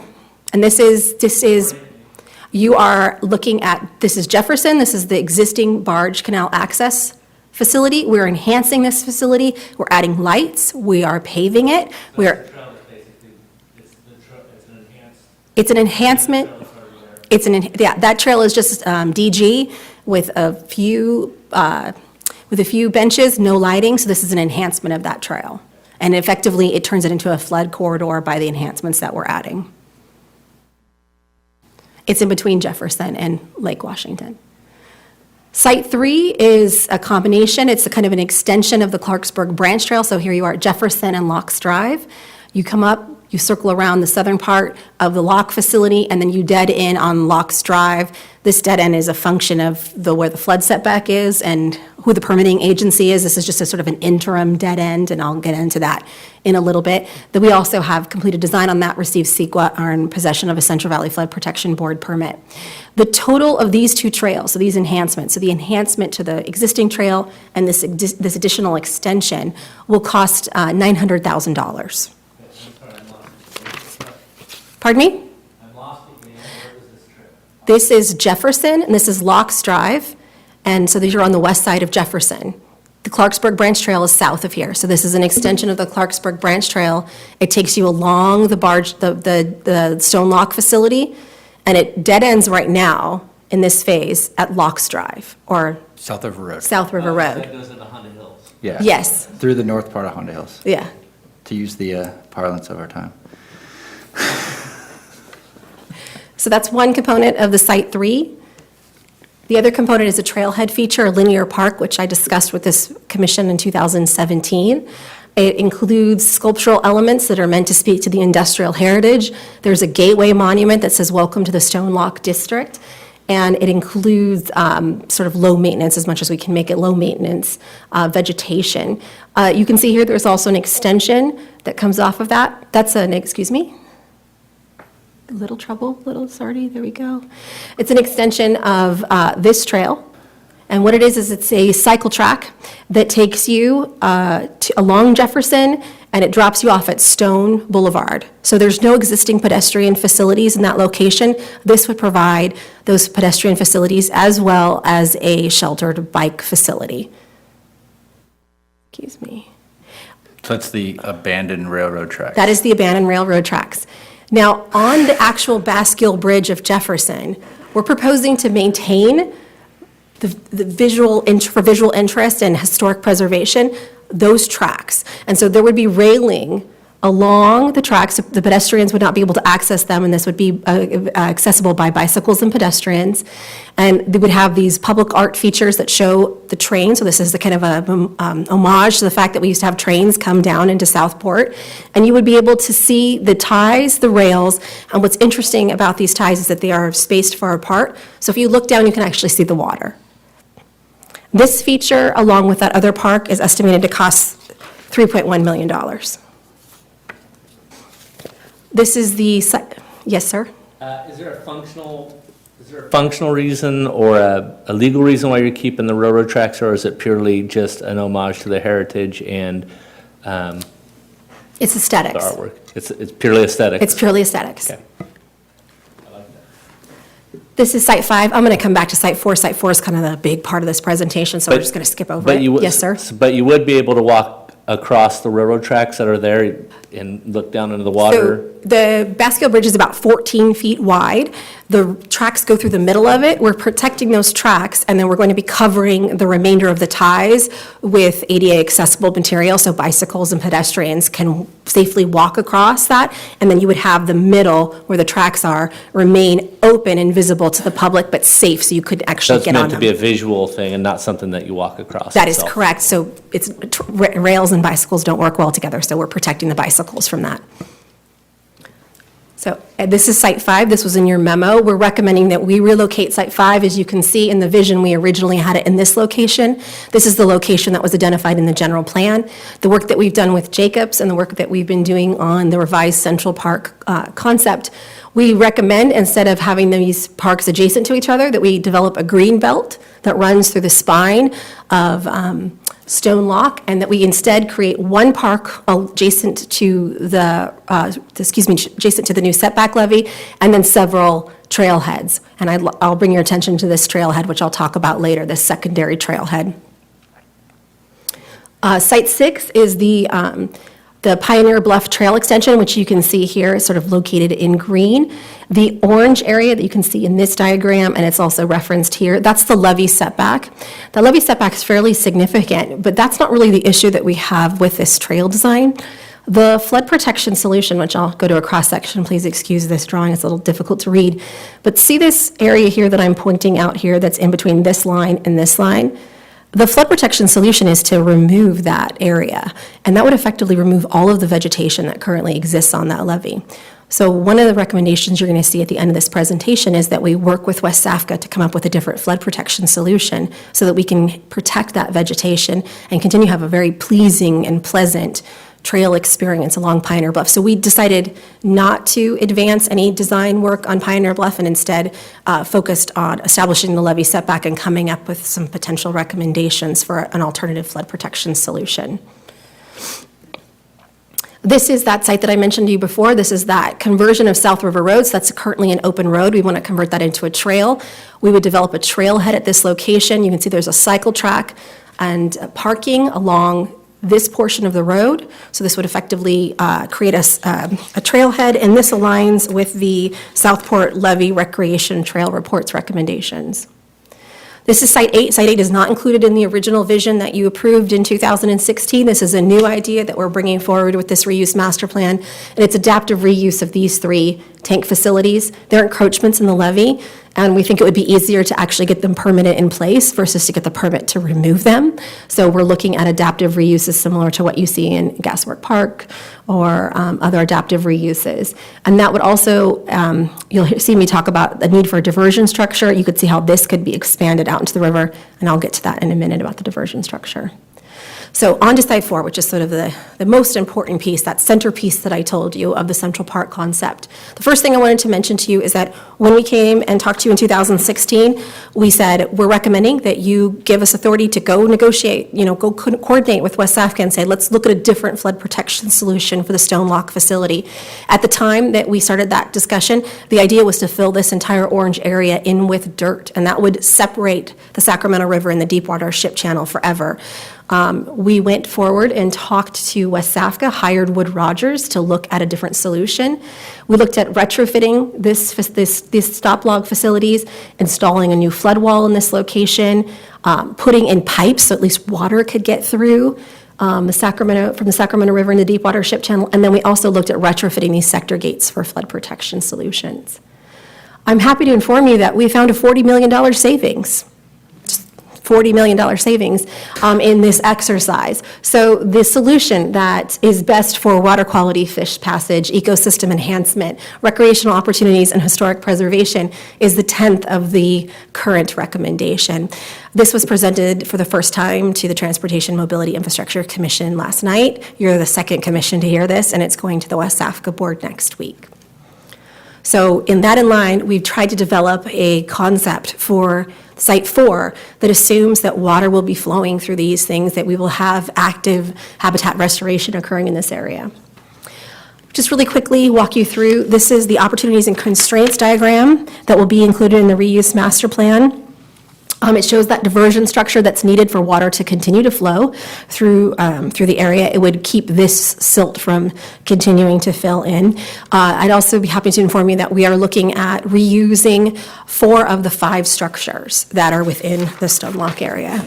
No further ado, there is the concept for the reuse of the Stone Lock facility. You can see that it incorporates hardscape on both sides. The buildings remain. We have a tot lot here with a splash park, and a beer garden, as from what I understand, is what this is. This is a shaded structure that you could use for like a farmer's market. We have restrooms on both sides, a new bridge that connects these things, a fish ladder. And we also have buildings down here that are also retrofitted. So this is based on the work that we've been doing to establish where the flood setback is, to establish what the bulkhead solution is, and an attempt to recognize that this is a unique facility in West Sacramento and in fact in the state. So in 2016, I also said, let's come up with a first phase safety and access plan. This is the beginning of it, where we're talking about what work needs to be done to kind of get it out of its decayed state and start to secure the buildings, add lighting, add rails, et cetera. The second phase focuses on the other enhancements that are necessary to support the flood protection, as well as those co-benefits like the fish ladder, the freeboard improvements, et cetera. The third phase is focused on the southern area, bringing in the hardscape improvements, the restroom to the south, bringing in public access. There's that trail that I told you, the dead ends here, it's also extended. Once we've established where the levee setback is and we've worked through the issues with the Corps, we can extend that trail to Mike McGowan. The last phase is the north portion, where we make all those hardscape improvements and we retrofit the remaining buildings that are in the north part of the site. Here you go. This is what it's going to look like when we're all done. Not including the fish ladder, which we have not done the cost estimates for the bridge or the building renovations, and not including the flood improvements that I mentioned to you earlier. We're estimating currently that those hardscape improvements are going to cost $8.1 million. So the total nugget that we're currently carrying in our budget for this site is approximately $22 million. That's our current estimate. So I'll let, Can you go back, Mackenzie? sure, hold on, there you go. So this artist rendering starting from the top, the bridges that you're showing, that top bridge, that's the pedestrian. That's Jefferson. Well, the very top bridge up the top. This one? Keep going. Up one more. Keep going up. That is the Sycamore Phase 4 bridge. The Sycamore Bridge, then Jefferson. That's the Jefferson, the new, New bridge. and then the retrofitted sector gates. Mhm. Sector And then gates. McGowan would be Is down at the bottom. over here, yeah. Okay, thank you, You're welcome. awesome. These buildings are rendered at approximately 6 to 8 stories, which is consistent with the land use economics that we've been working on for this site. It also incorporates all the other elements that we've been doing due diligence on. So, sorry to move on to this from this very beautiful picture. I only have like 2 more slides. We mentioned earlier that we're trying to combine parks and active transportation. We're really focusing now on these 2 additional sites of the active transportation. This is improving bike and pedestrian accessibility along Jefferson, and then also looking at connecting our Central Park with the Marina and Miller Park. One of the comments that we receive often when we are out talking to the public is, wouldn't it be great if we could have a marina in West Sacramento? And my response is, wouldn't it be great if we could connect to the existing marina? So excuse me, so I'll be just talking about those really briefly. So along Jefferson, we're looking at, this is the existing curb and the existing pavement edge. We brought this to the Transportation and Mobility Infrastructure Commission last night, and we said, look, you have enough width that from here to here, we could basically recast Jefferson today. There's enough width for us to allow on-street parking, to still maintain those 4 through lanes and the turn lane, and to have a separated bike facility that would effectively be an extension of the Clarksburg Branch Trail and that extension of that Jefferson sidewalk improvement that I showed you. This was approved, and I had one commissioner say, okay, you said it could be built today, I'd like to see it tomorrow. This is that bridge that I was referring to earlier. It's not a new idea. It was in the 2011 Sacramento River Crossing Study, and our focus has been primarily on the Broadway Bridge, but which is number 6. We'd like to bring the attention that number 7 is due and say that it's time to start looking at a bike pedestrian or potentially a bike pedestrian and transit bridge, since as you can see from this diagram here, streetcar is programmed to come all the way down to the first roundabout on Village Parkway, so it could just conveniently continue down Lux Drive and cross right there. So this is a summary of all the recommendations that I've made to you, minus one, I forgot to say, relocate Site 1. But we want to, in the next 10 years, which is the time frame that the Parks and Open Space Master Plan is working on, do all of these things. And the Reuse Master Plan is going to recommend that we do all these things. The action plan will say, do all these things. So as Michael mentioned earlier, infrastructure and roadways, they're very clumpy to do. You have to kind of do them all. You have to put in all the pipes at the same time. They're very difficult to do. You can't do them in increments like you can do open space improvements. And so one of the approaches that economic development is recommending is that we lead with our parks first, because they are something that can be bifurcated. We can do them in chunks. And this would allow us to, while deindustrialization is happening in Pioneer Bluff and while developers show interest in Stone Lock, to continue to provide access and amenities to the existing residents while we do the necessary work to bring in new residents to the area. Thank you for your patience while I've gone through that presentation. I'm available for any questions that you may have. Thank you. I'm sure we have lots of questions. I'll start by applauding your excitement and energy. That's a lot of stuff you told us about. Yeah, I apologize. No, you don't have to apologize. It's great, and I think part of it is going back to what we were talking about earlier was the connectivity of it all. So you talk about the parks and the open spaces and the trails. They all have a purpose to connect to something else that's going to happen, or something else that has to happen for that part to work. So you talk about, Commissioner Hargrove talked about the bridges. That's one of the big things about separating the north and south parts of town, or the lack of connectivity of bridges. So you say, okay, we have a new bridge there, a new bridge there, and a new bridge there, and look how they connect to all these existing trails and paths that people say don't have a purpose right now. Well, they will once we get those things done. So thanks for all the work you're putting into this, and I know it's tough you're managing all these different agencies and flood protection, Yeah. all these things that go into there, and then a lot of the ideas that were, I want to say it was 10, 15 years ago, Stone Lock stuff with the redevelopment agency, all that stuff, all those ideas that came from that are still being used, but we found a way to get it done this way, and found a way to get it done with a lot less money for the adaptive reuse of the gates, lack of a better word. So, yeah, good job. Let's start down this end. I don't know, Commissioner Hargrove has something. At some point, I'd love to invite you to, or invite the city to do a similar meeting to this in the neighborhood. Figure out, I mean, we could be in our backyard in the summer or something, but, and I think this is the type of vision thing that a lot of the neighbors, I mean, they're not going to come to a city council meeting. They're not going to read this online. But I think it's we have the benefit of hearing this and because we serve on this, but so many folks I talk to in the neighborhood don't understand what the city's, that the city has a vision thing at all. And then it all ends up in acrimonious Facebook fights every time something happens. And I'd love to see, I mean, I know this needs to happen everywhere, but this is such a cool plan, and this is something that's actually happening. I mean, there are things on this map that weren't there 10 years ago that are there now, and it's really neat. So, I mean, I would encourage the city to figure out how to move to, maybe do something at River City or West More Oaks, whatever we're calling it now. James Marshall. James Marshall. Doing a neighborhood meeting where, it's a vision thing, and it's not about whatever the current fight is. It's not about the fight over the bridge over the freeway or whatever that is. But here's the vision for your neighborhood in this part of town. And so I'd love to help facilitate something like that. And then in just a total, I don't know if your master plan goes all the way down to the Pioneer Bridge or not, if that's your area, the freeway bridge. It includes a portion of it. So we're out exploring on our mountain bikes, and there's a really neat old dock, the old CMEX dock, that is in the river. Yeah. That is the coolest looking structure that right now it's just atrophying, and it's probably on somebody's list to get rid of at some point when we can.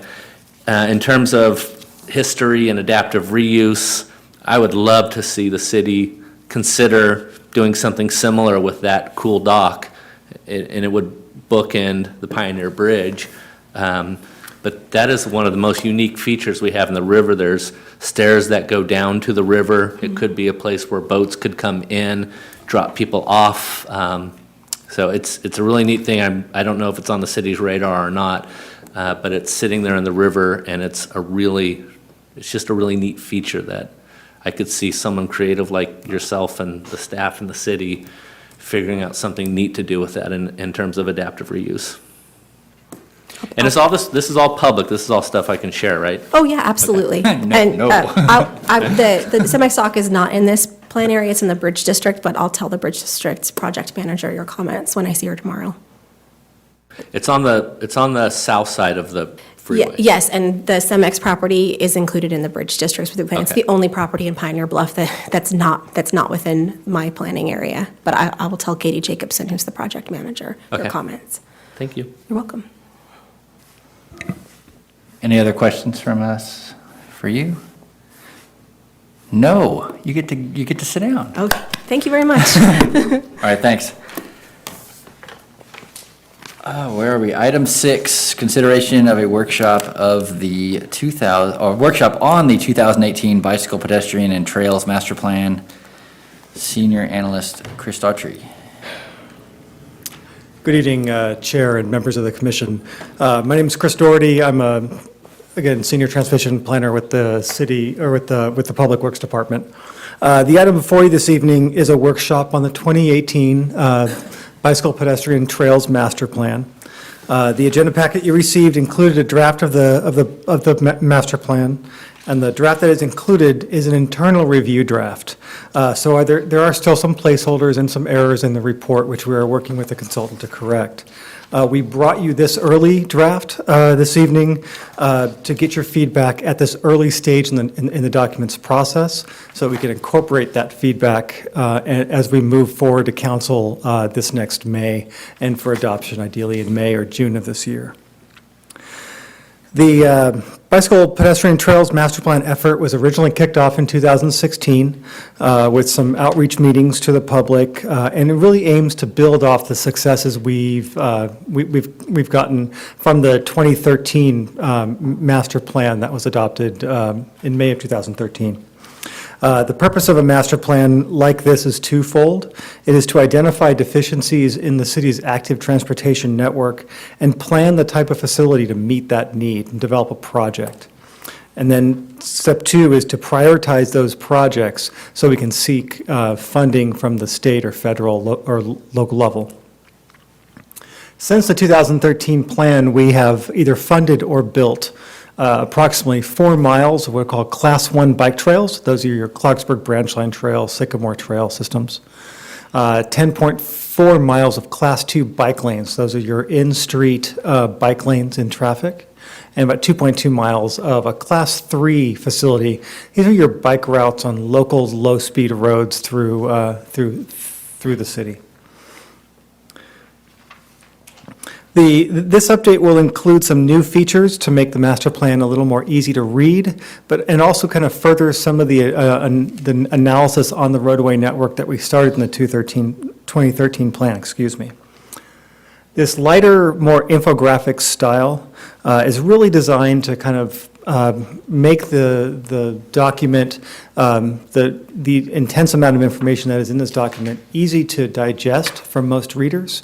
We are actively steering away from a lot of jargon that is generally in these plans. The Class 1, 2, and 3 is a good indication of that.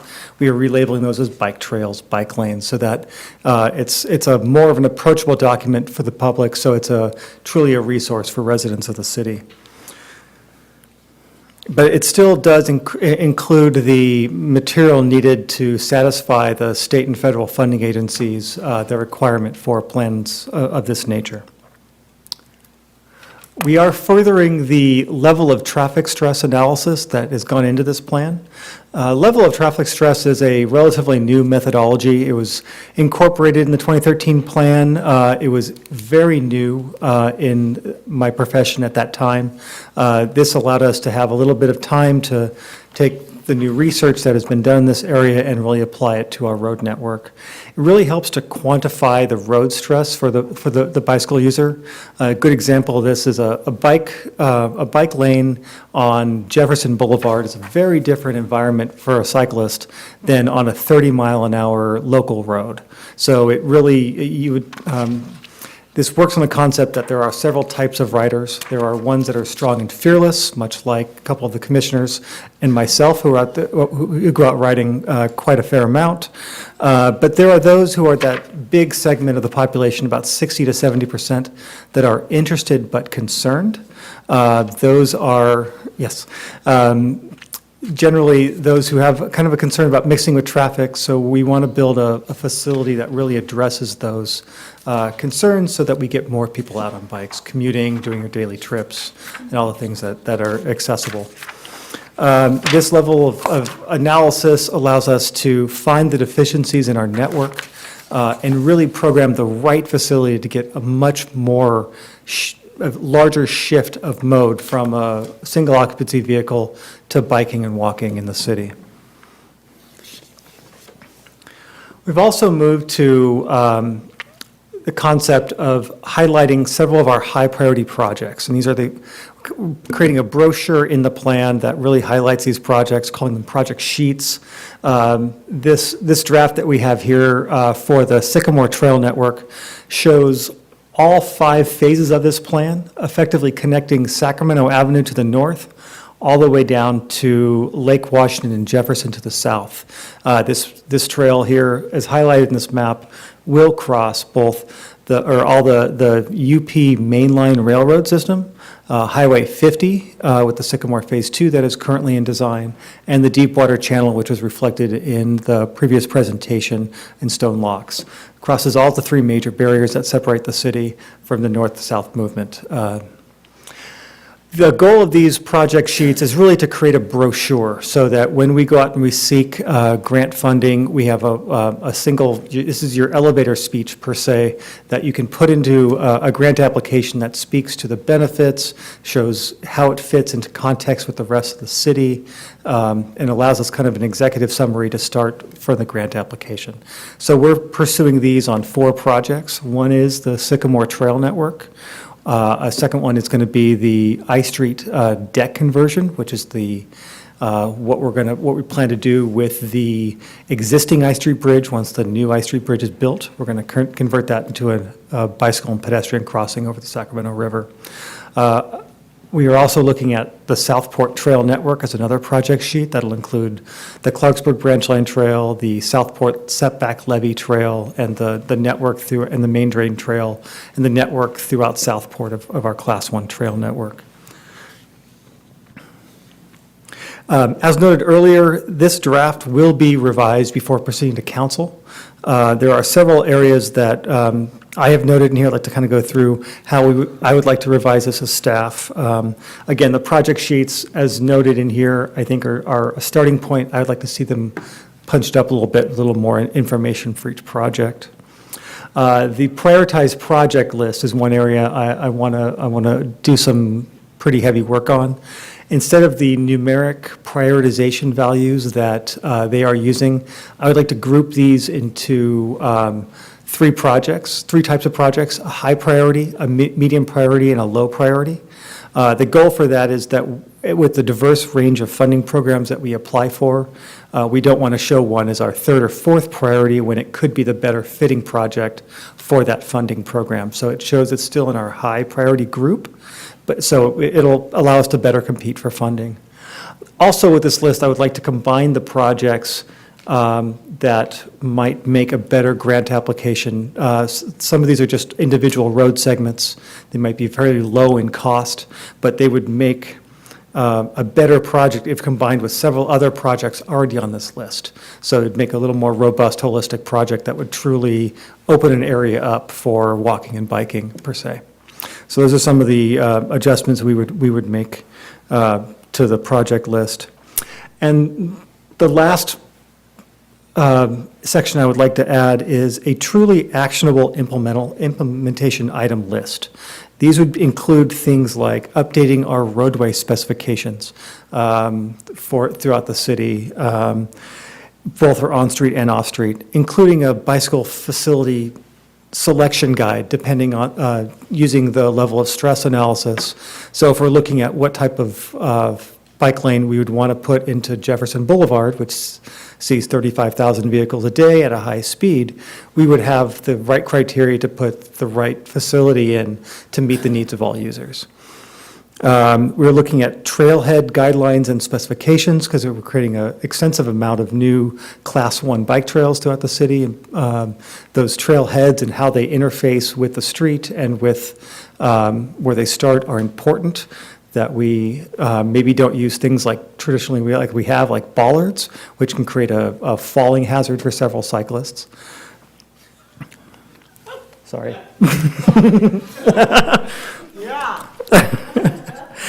We'd also like to include in there bike parking specifications for new developments and existing public facilities, so that we bring the level of bike parking up of those those destination ends. So we bring that level up so that people feel safe biking and leaving their bike in certain locations.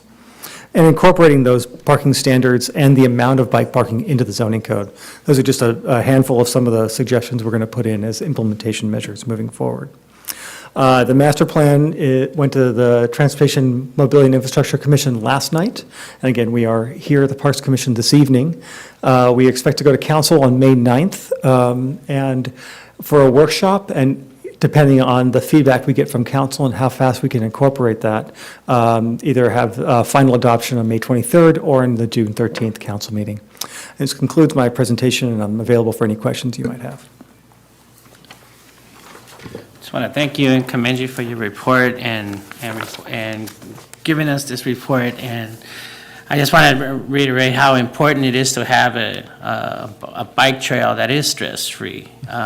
There are, I'm sure, a lot of residents that would actually get on their bikes and be able to even go to work or do different things if that low stress availability was there. So thank you for sharing this with us. Sure. I think a lot more detail on that is what we've talked about in the past and has been in other meetings, is the connection of north-south. Right now, we have, some great east-west trails, some great roads that have that kind of lower stress score. Nothing, we don't have anything that's a low stress score. Clarksburg Branch Line Trail being the only part of that. But like I said, the opportunities are there to connect those points. So connecting Marshall Road with the main drain canal to connect to the Stone Locks barge canal trails that connects over a bridge that connects to Sycamore, all those things. I keep using the word connect. It's great. Did have a question for you on this one, the figure 6 bicycle pedestrian collisions with autos. Is there data similar to this that has bicycle collisions, not with bollards, but bicycle collisions where road issues or furniture, if you will, railroad crossings, things like that to be able to how somebody navigates using a regular city street to ride their bike and, gives them an accident. Maybe they don't hit another car. And I'm wondering if any of that data gets plotted on this same kind of thing, or if that's not, it probably doesn't exist. It's very difficult to quantify. The data that you're looking at there comes from a statewide initiative called SWITTERS, which is a very long acronym, which I do not remember what that actually stands for. Statewide, something to the effect. And what that does is consolidate all of the police reports from the jurisdictions up, and CHP publishes that list. So it's a long way of saying, if it does not generate a police report, it's probably not going to get on that list, and it's very hard to track those single And we're not falls. we're not talking about a whole lot of those either, but we were talking about Jefferson being a high-stress bicycle environment to try and ride, northbound especially. Sure. Between Stone and 15th Street, say.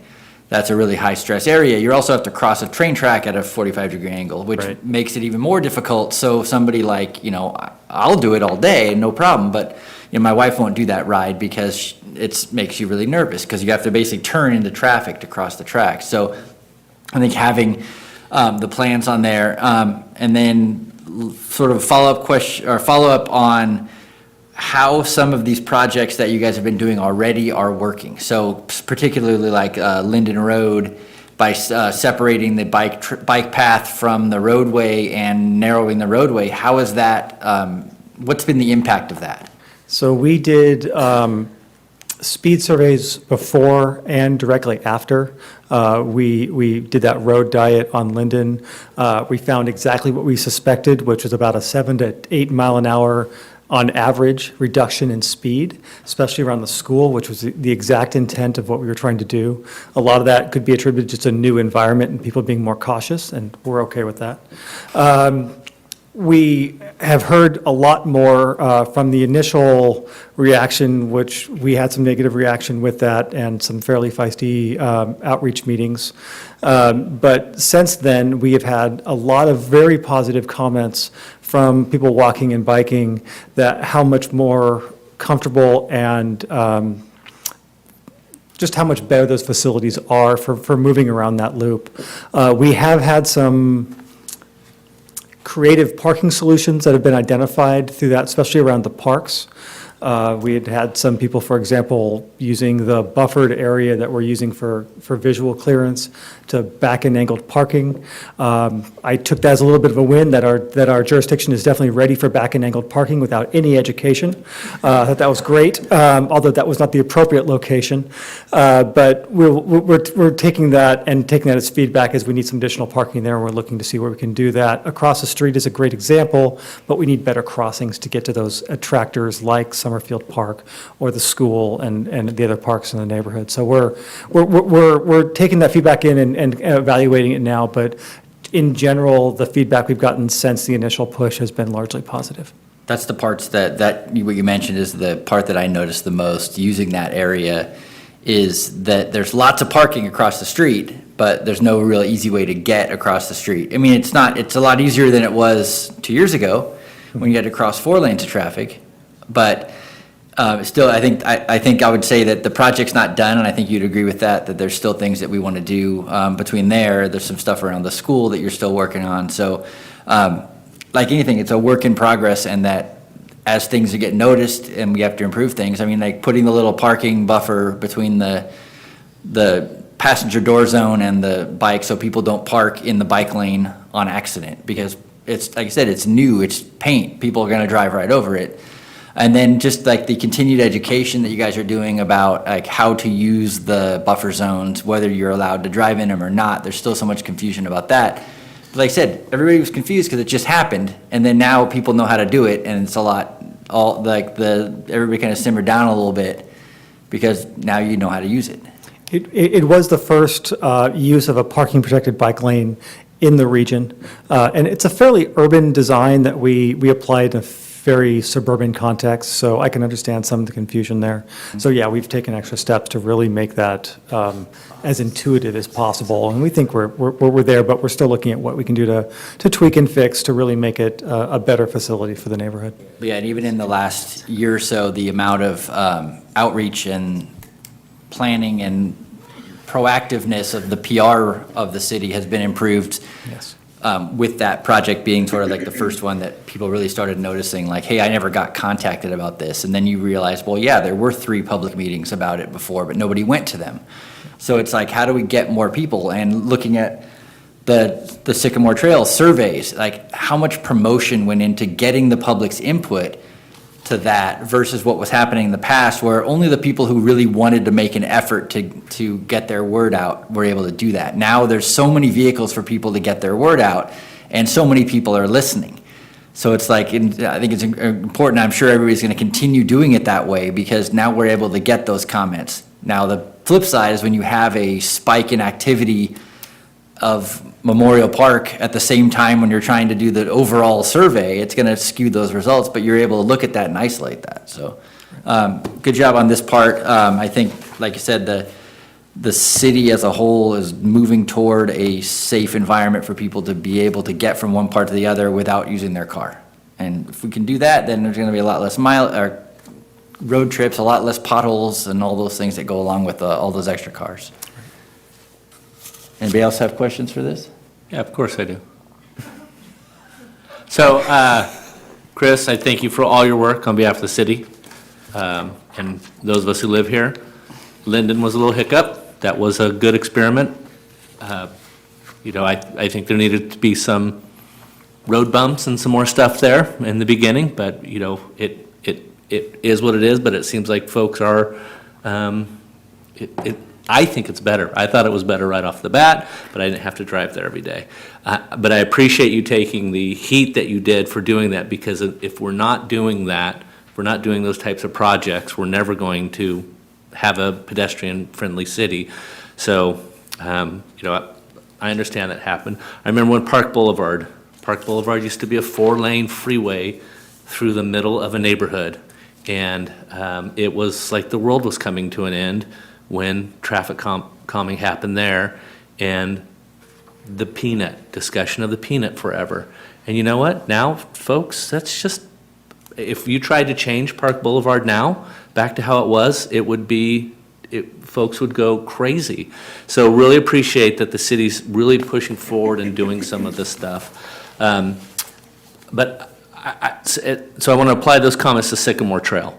I think the Sycamore Trail is probably one of the most important projects that the city of West Sacramento is working on, if not the most important, because of the connectivity.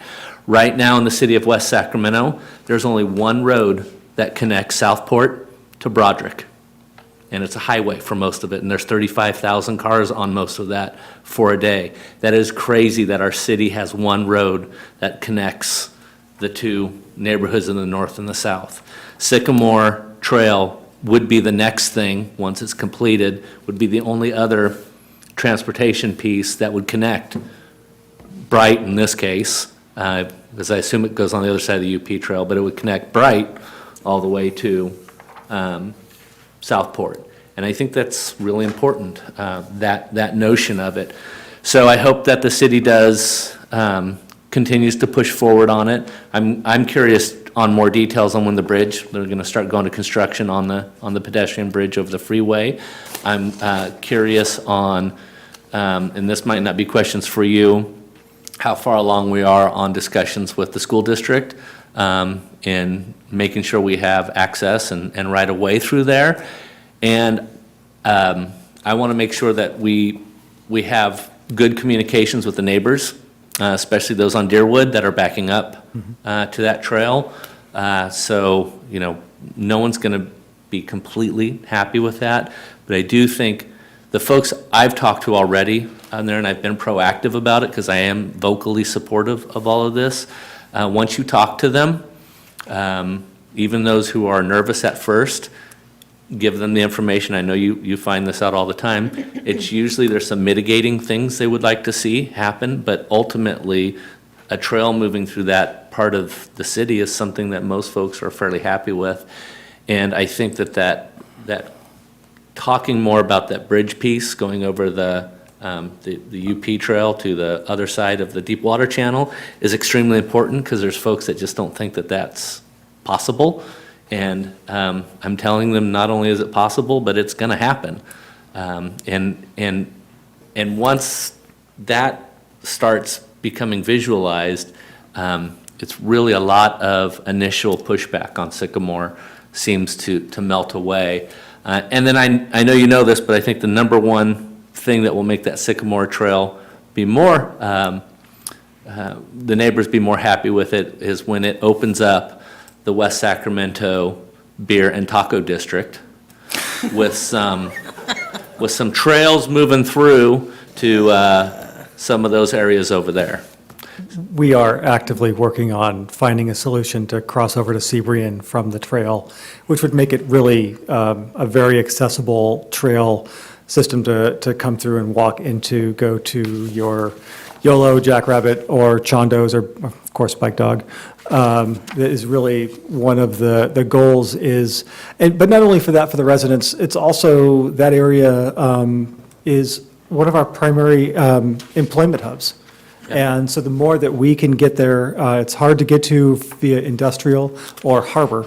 So the better we can put a bike facility into that employment hub and also the entertainment components that are going in there as well, the better off the city will be. And opening up those James Marshall, River City, Westmore Oaks fields, the trail coming through there, figuring out how to work with the school district, the connectivity between north and south, just some simple stuff like talking to folks about this will provide a crossing way over West Capitol, which we don't have right now, which will be safer for people to move back and forth. So, to answer your earlier question about when that is going to go into construction, sorry to interrupt, it was, we are currently in design. We expect that design to be wrapping up probably by winter of this year and maybe beginning in the construction cycle spring of next year. Congratulations. So we That's have, fast. we have full funding for construction. We secured a $5.2 million grant to complete that from the urban greening, it's cap and trade dollars,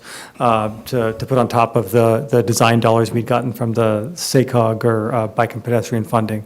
So, I mean, it's not an inexpensive project. When you cross major barriers like the seventh busiest rail line in the country, which is the UP main line, Highway 50 and 80, and a water feature. It's going to create an expensive but really viable connection north-south that we just don't have right now. And I agree, it's probably the number one active transportation project we have in the city. How about discussions with the school district? We are still in discussion with the school district. They need to move probably the bus barn for us to really realize that entire site. Due to some of the funding constraints, we might focus on the two elements and let them move at their pace. And through the Parks Master Plan programming, there's a couple different parallel efforts happening, so we're doing a little bit of juggling with the projects on that. So we're moving through the design right now with some interim solutions, and then we'd see a terminal solution as soon as that gets programmed through there. So in plain English, does that mean you build the bridge, you skip the school, folks would come down Clarendon, and then the trail would continue? That is one option. We would need to, for the bridge, we would need to provide some option to get onto the street. Not everyone's going to want to go all the way down to Park and Stone, so we'll need some connectivity in the neighborhood. So it's always been envisioned to have some connection to the neighborhood right there. Okay. Well, that's what we were talking about earlier with the phasing of these trails, is they all have access. Right. So each section of that trail you're going to build is going to have some kind of access, and that's also what makes the safety and security of that trail work. Right. So if you have a trail like on the raised section behind Deerwood that's dead end somewhere, then you're creating this dead end that doesn't have an exit. So you have to, if you build those sections, you have those exits, people are going to feel safer because they know they have a way out. So And it's- sorry. So I'm saying is that's the misconception that people have when they see these, like, they see these little diagrams with a little purple line and they go, well, that's just gonna dead end right there. They don't understand that you guys aren't just building a dead end trail, because that wouldn't make any sense. So Yeah, it's, we're building an entrance onto Park and Stone and basically onto Deerwood there. And throughout all these projects, safety, throughout the entire Sycamore Trail system, safety is paramount. We're doing a bunch of improvements to the first phase of Sycamore this summer that will include a lot of active lighting and two-stage motion sensor lighting so that you can see when someone's been through there. It's low-level lit to save energy, but until someone walks through, it gets brighter. So these are just some of the many tools in our toolkit for safety concerns that we have. We're going to have active patrols. We're looking at some video monitoring. We're looking at anything we can in there to really increase the safety so that we can really address those concerns, because we do want a trail system that everyone's going to use. well, it's also just the activation of the trail itself that makes Right. it safer. That's a misconception that, oh, well, if you build this trail, then everybody's gonna come and camp out there. Well, in the actuality, the opposite occurs, because if you have a trail that has people riding on it all day, then somebody's not gonna camp out there to live. They're gonna find a more secluded place. And you see that on the American River Bike Trail. You don't see tents, well, you do now, because it's, but you don't see tents right on the side of the trail. They're more hidden back in the back. So the safety and security is sort of self-evident by the activity of the trail, along with the increased police presence and the lighting and the access and the mechanic boxes and everything else that you guys are doing. So it's going to be awesome. Anything else? Oh, here you go. I also appreciate what took place on the Linden Loop area as well. I used to live right across the Southport Elementary School, so very much I would always see cars driving by. So I've seen a difference in that, and I'm also very active in taking my dogs to the dog park. But I do want to echo the concerns about the crosswalk, because once you are parked on the other side, although you can see, you have a better view of when cars are coming one way, you can't see when cars are coming around the corner. And I think I'm particularly more concerned about the kids when they have to, use that field for soccer practices or whatever other practices take place. So I definitely want to highlight that piece and look forward to getting a better sense of where the vision is for a crosswalk in the future. Can you just quickly highlight what the high-stress areas are in the city? I can't off memory, forgive me, let me grab my plan real quick.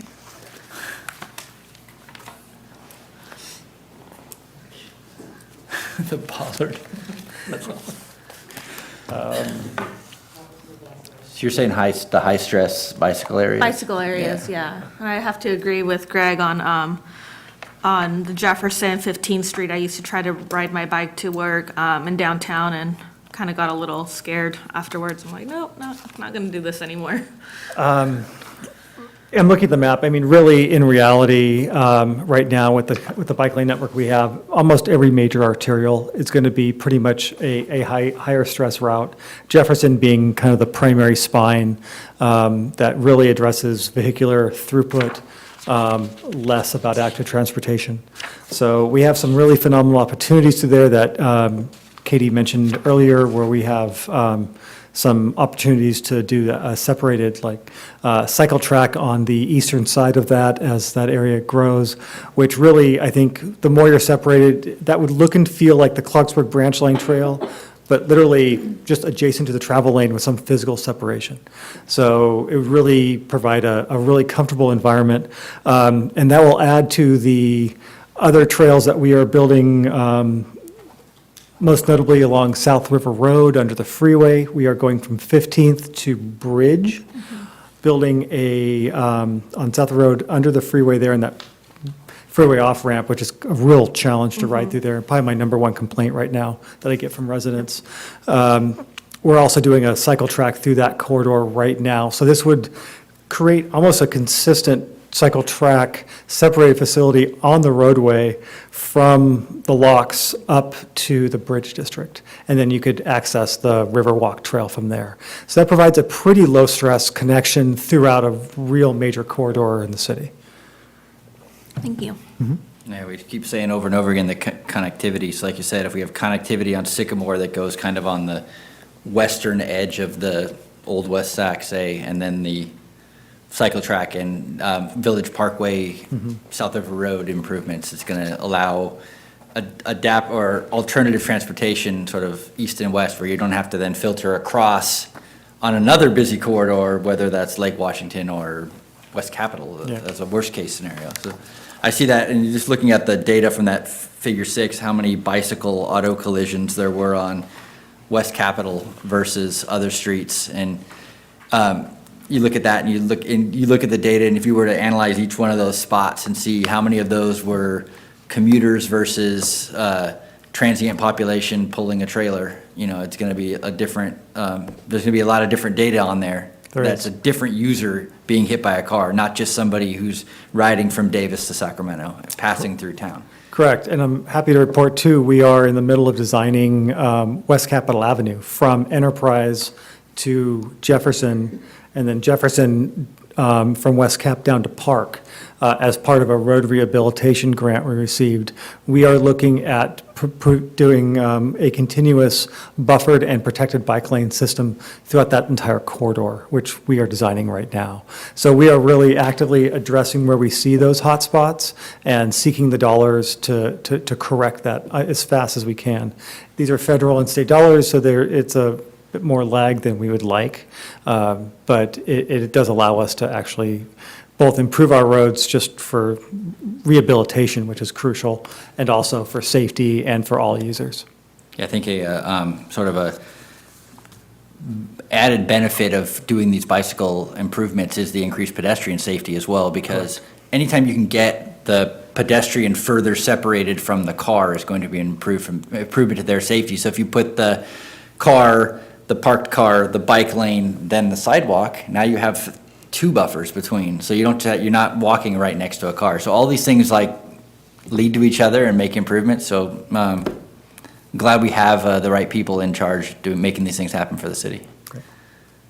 I just want to add, I live off of, Jefferson, West Capitol, I live on this side of town. I didn't walk to school for a year with my kid who goes to James Marshall preschool because of the safety issues. So obviously I'm not transient or anything, but I just want to point out that as a mom to a preschooler, I was very scared of crossing West Capitol all the time, just because we had some near misses.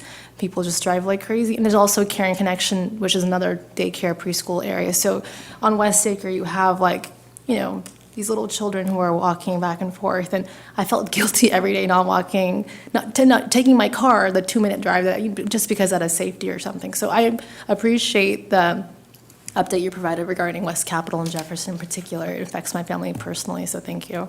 Sure, and it really highlights kind of that one, even small barrier of one bad street to cross can sometimes ruin the entire trip for somebody.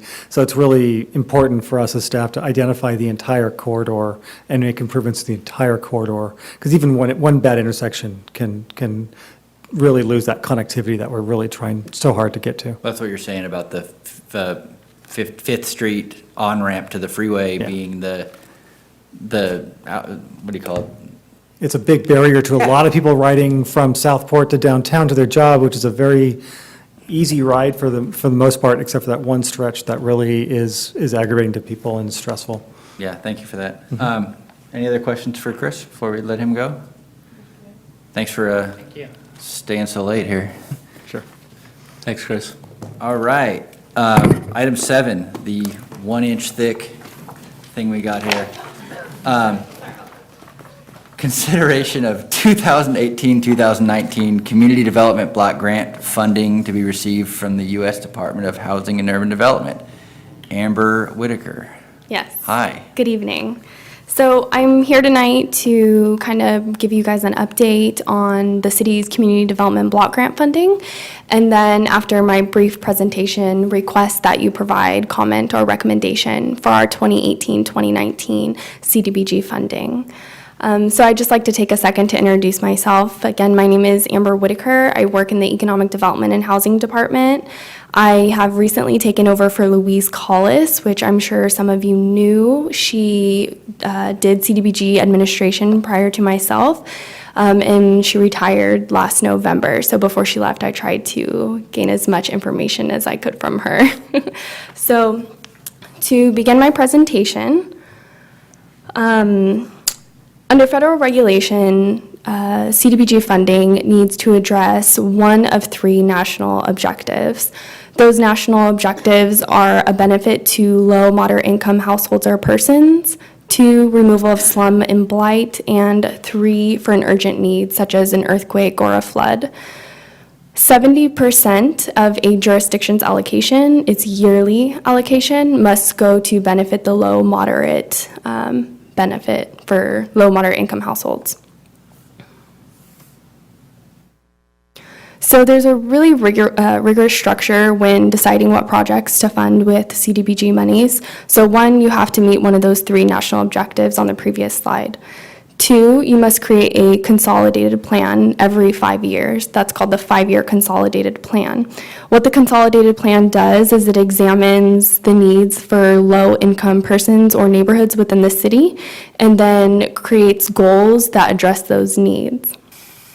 For every year within the consolidated plan, you have to have an annual action plan. So as you can see from the flow chart here, we are currently at our 2018-2019 annual action plan, and that's what brings me here tonight. So what the annual action plans do exactly is they give a description of the projects that will be funded for that year and explain how those projects kind of fit within the overarching consolidated plan goals. So our current consolidated plan, what is the thick packet that you received, so you can reference it later if you would like. We have high priorities and low priorities. Goal number 1 was to reduce the incidence and impact of homelessness. Projects under this goal could be funding a homeless outreach coordinator position or providing permanent supportive housing. Goal number 2 is to achieve the goals identified within Washington Realized. Washington Realized was a document that identified needs within the Washington neighborhood and established plans to kind of meet those needs and help realize those needs.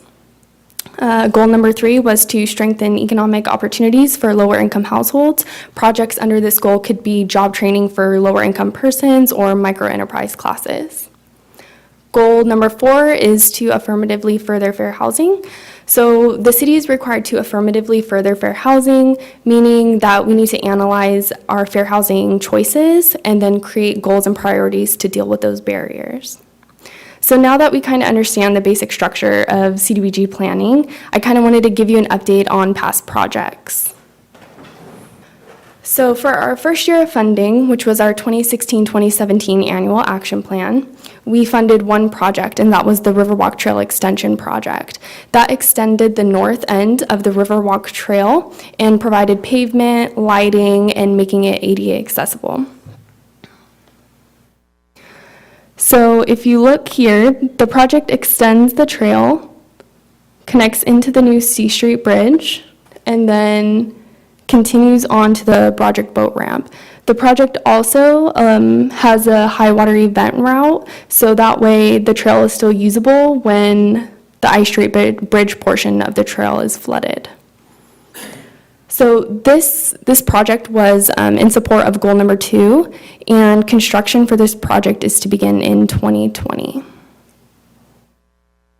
So this was our second year of funding, which was our 2017-2018 annual action plan. 2 projects were funded with this allocation. We had a permanent supportive housing project, and we had fair housing services.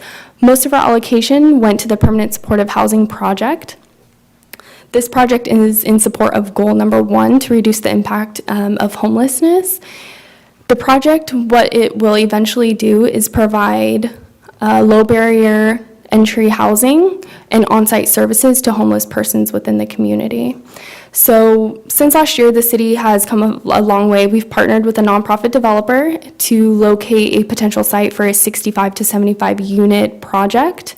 The cost for this project is estimated to be around $25 million, so additional funding will be required.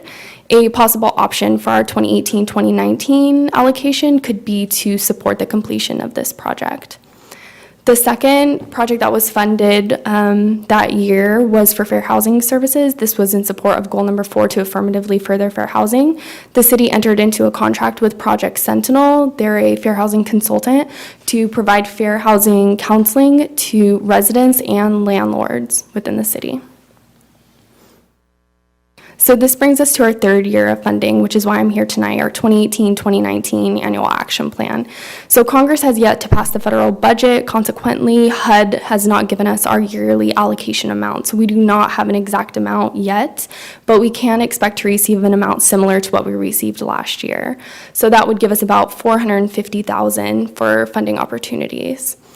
So this concludes my presentation, and again, I'd be happy to receive any comment or recommendation that you all might have regarding what we can do for this third year of funding. Thank you. Sorry, any questions for anybody? Commissioner Ahmad? Yeah, I'm sorry, I try to look through it, it's like really thick, so I. Yeah, no worries, I know, it's hard. Something's in there and I asked a question anyway. I was curious about, there's a nonprofit, Shores of Hope, and how closely you work with them in regards to kind of meeting the needs of the indigent population. Yeah, so Shores of Hope, we helped previously fund its transitional housing. We worked with them on obtaining grants and that sort of thing. They have voiced an opinion of using potential future CDBG funds to help with rapid rehousing. And our permanent supportive housing is doing just that. It is providing rapid rehousing to homeless persons and kind of doing those services that they felt needed to be increased within the city. Okay. Thank you. And then one more thing. Again, this is something more, I guess, along the lines of being creative, not so much about housing, but just in terms of helping the homeless populations. Do your funds, can they cover things like projects, for instance, like in Santa Cruz, they have the Homeless Garden Project. Is that something that can be allocated for, outside of housing? Is that something you can do or not do? Yeah, so CDBG funds can be used for a lot of different projects and activities. I'm not sure exactly what that project or activity was, but you can use it for services, you can use it for improvements, rehab. So there are a lot of different things that you can use the funding for, not just specifically housing. Anything else? Thanks for putting all the work into the whole document. That very detailed. So thanks for all that. No problem. All right. Great. Thanks. Thank you. Item 8, update on the Clarksburg branch line trail safety and security effort, and update on the Assemble Sacramento Nest project. Yes. Tracy. Yes, the purpose of this report is to provide you with an update on a number of items related to the Clarksburg Branch Line Trail, including an update on the Nest project, and also to seek this commission's direction on moving forward with a potential grant funding opportunity related to the Clarksburg Branch Line Trail. Based on a series of presentations and actions that this commission as well as City Council made over the past almost 2 years now. We started in 2016 with this effort. City staff has been working with Assemble Sacramento to advance the Nest project, including refining the project concepts and designs and working on the terms of the agreement, which permits Assemble Sacramento to construct improvements on city land and then allows the city to accept those improvements once completed. I wanted to share with you that we have the agreement near complete and are planning to take it to City Council at their next meeting on March 21st. Assemble Sacramento has been very successful in raising funds and finding sponsors to provide in-kind services. There is a little bit of a funding gap right now, so to continue advancing the project, as part of the agreement going to council later in the month, we will be asking council to consider waiving the city fees associated with the project. In your staff report, I estimated those fees to be around $52,000. We actually think they're a little lower now, around $36,000, and that's just based on further refining the water meter and tap sizes. There's some significant cost savings there, so we've worked those down. Additionally, the city will be providing a drinking fountain that we already have in our surplus inventory. So the two drinking fountains that are part of the Nest project, one is for people, the other one is for pets. The people-focused drinking fountain will be provided by the city. The city may also provide some assistance with some of the installation. We're still working on that. Additionally, over the past several months, there have been some concerns raised from the community, including Our Lady of Grace School, which is immediately adjacent to the Nest project, just regarding safety and security for the school children, given the close proximity of the Nest project to their playground area. There have also been some other security issues raised as part of the discussions associated around the Nest project. There is a lack of lighting currently on the paved portion of the Clarksburg Branch Line Trail. We have incomplete sidewalk improvements on Linden Road. If you're ever in that area near the Clarksburg Branch Line Trail, when school's getting out, you have students from both sides of the street, the high school and Our Lady of Grace, walking in the streets because there are no sidewalks for them to walk on. They also raised a question about inadequate protection as the students are trying to cross the street.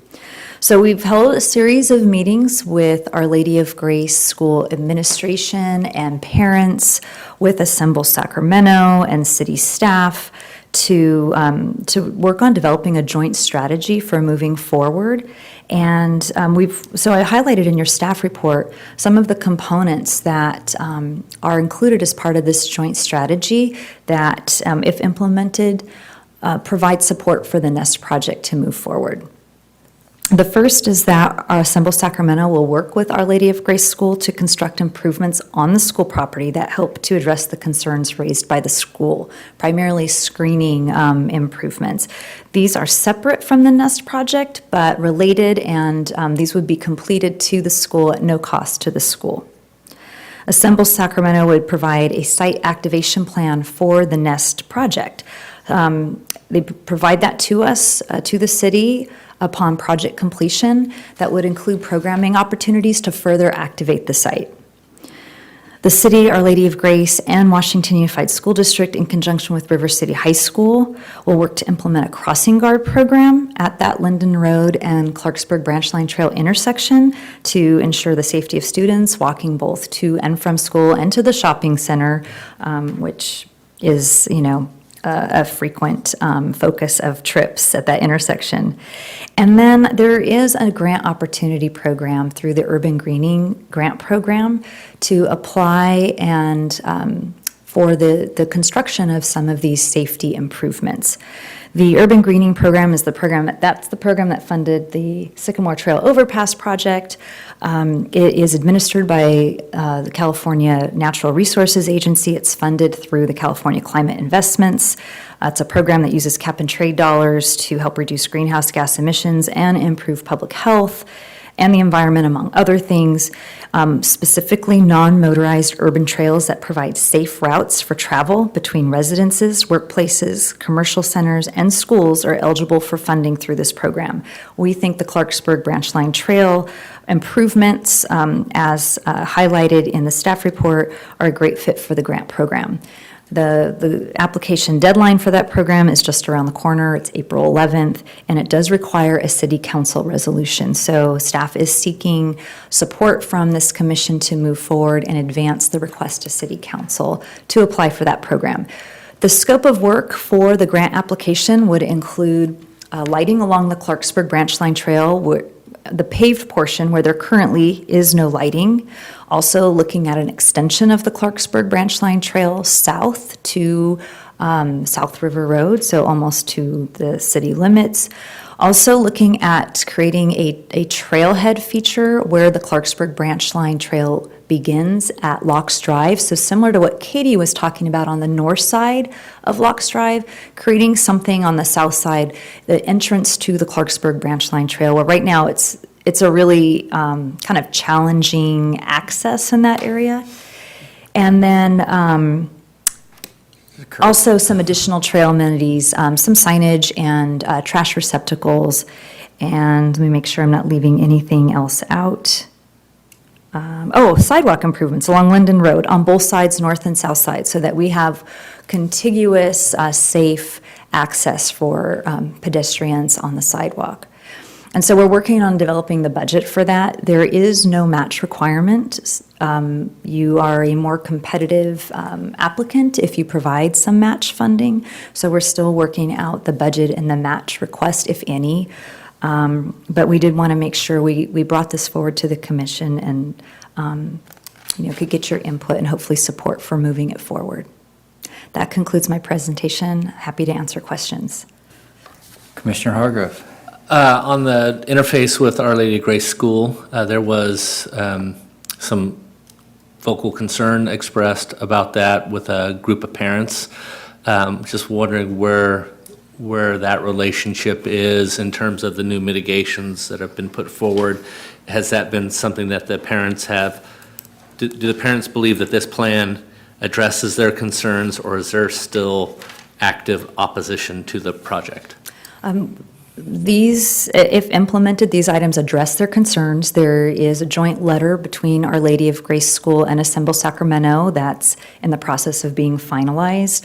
And so we feel confident at this stage in the process of moving the project forward. So not to dig too deep, but so I understand the school's on that, but does the school, are they representing the group of parents that were so concerned about this? Is that, they're acting in conjunction with one another? Yes. Those parents have been actively involved in the meetings and included in all of the correspondence. The letter itself will be signed by the school and Assemble. I don't know if you want to speak to that anymore. Yes and no.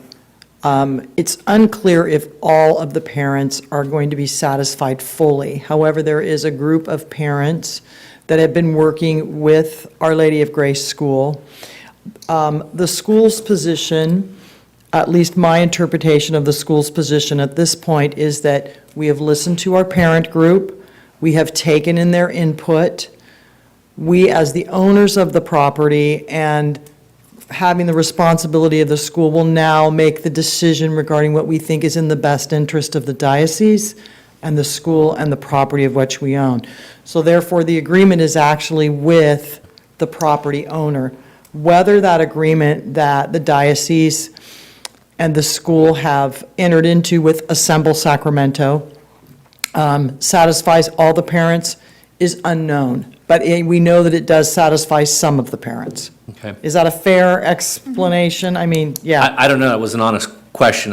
No, it was a very honest question, but I hope I answered it as best I can. I can't tell you whether, It's one of those things where you can only do so much, and there's Right. always going to be some. Well, so I just, like I said, I didn't know the answer to the question. It wasn't a loaded question. It was a. oh, no, Well, sometimes I ask questions I know the answer to. Other times I don't, and this was one of those cases where I don't. And I'm just concerned. I'm concerned on both sides. On the one hand, I'm very sympathetic to some of the issues that were brought about by the parents, and I'm glad to see that the city is doing what they can to address it. I'm glad to see Assemble Sacramento has done everything they can to address it. On the other hand, some of this I'm worried about setting precedent of not building public features in direct sightline of a school. Setting this project aside, the Sycamore Trail, that's a huge issue, is how do we get through the school? And as much as I have a ton of sympathy for the issues going on with Nest, I am worried that if the city does set a precedent of not moving forward if you're in direct sight lines of a school, I think that would be problematic.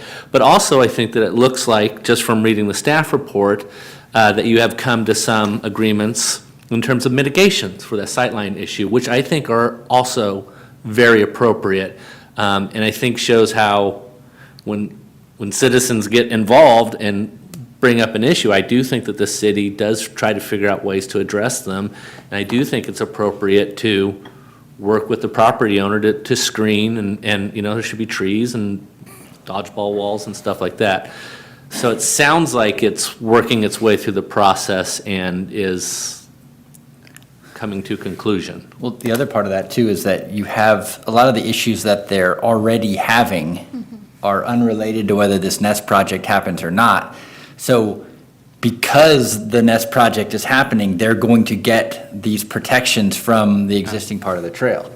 So it's like like I said, some of the parents complain about, we don't want this thing because it's going to bring all this element that's going to make our kids unsafe. Well, that was already happening. And they were talking, discussion at the meetings were like, we're calling the police whenever somebody stops on the side of the trail. Well, that was already happening, whether or not this amenity is there or not. So like Matt's saying, we can't stop building these amenities because it's going to set a precedent that we can't have a sight line to a school. Well, no, it's addressing the safety on an individual basis and making sure that we're doing what we need to do as the city to protect the like the mitigation. You're not, you don't do things that are going to make somebody unsafe. So you just, you go through and look at every project. I'm really commenting too on like how cool it is that because of the Nest project, there's going to be sidewalks on both sides of Linden. I mean, potentially. Potentially, if I'm we get a saying grant, if this we get the grant. But you wouldn't be going after this grant if it wasn't because of this project that's activating the trail, that's spearheading the need to have more lighting because somebody said, hey, we need more lighting on this trail if we're going to have this many more people using it.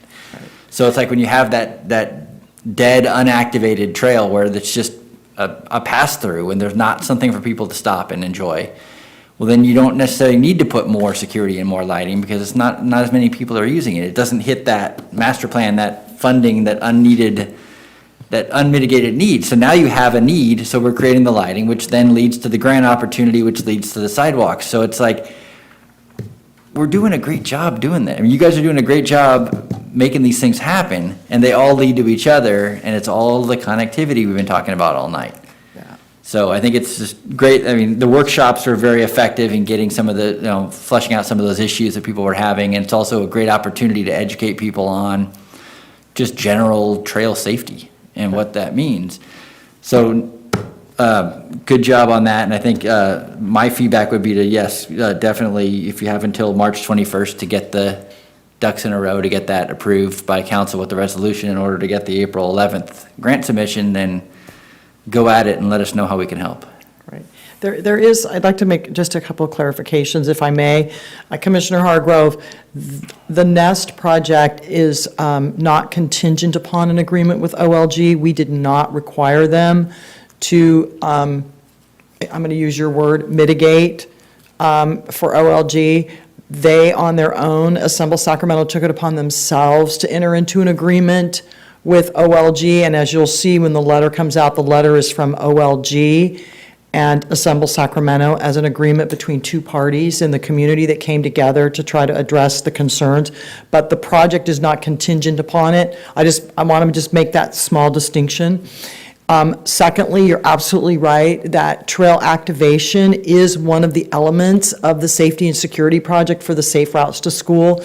And it is kind of funny because the Nest is actually a trail activation component to put people on the trail, to put people, watering their dogs or taking a rest. And once we get the loops and ladder system done that you're talking about, it is in a great position to provide respite for people that are doing the 10-mile loop or the 5-mile loops, or maybe all the way eventually, hopefully, to Clarksburg and back. And then the third thing I want to mention is that, again, kind of expanding on what you said, Chair Price, is that Because of, as we're learning, and both the Parks and Open Space Master Plan, as well as the Bicycle, Pedestrian, and Trails Plan are both going to have as implementation actions that we have trail standards that when we're doing trail segments where it's permissible, whether it's Sycamore or Clarksburg Branch Line, that we do lighting, that we do cyber-tech trash cans, that we don't, that when we do a trail section, it actually has a standard, so it's not just pavement and it's dark the rest of the time, that if it needs bi-level lighting, we put in bi-level lighting.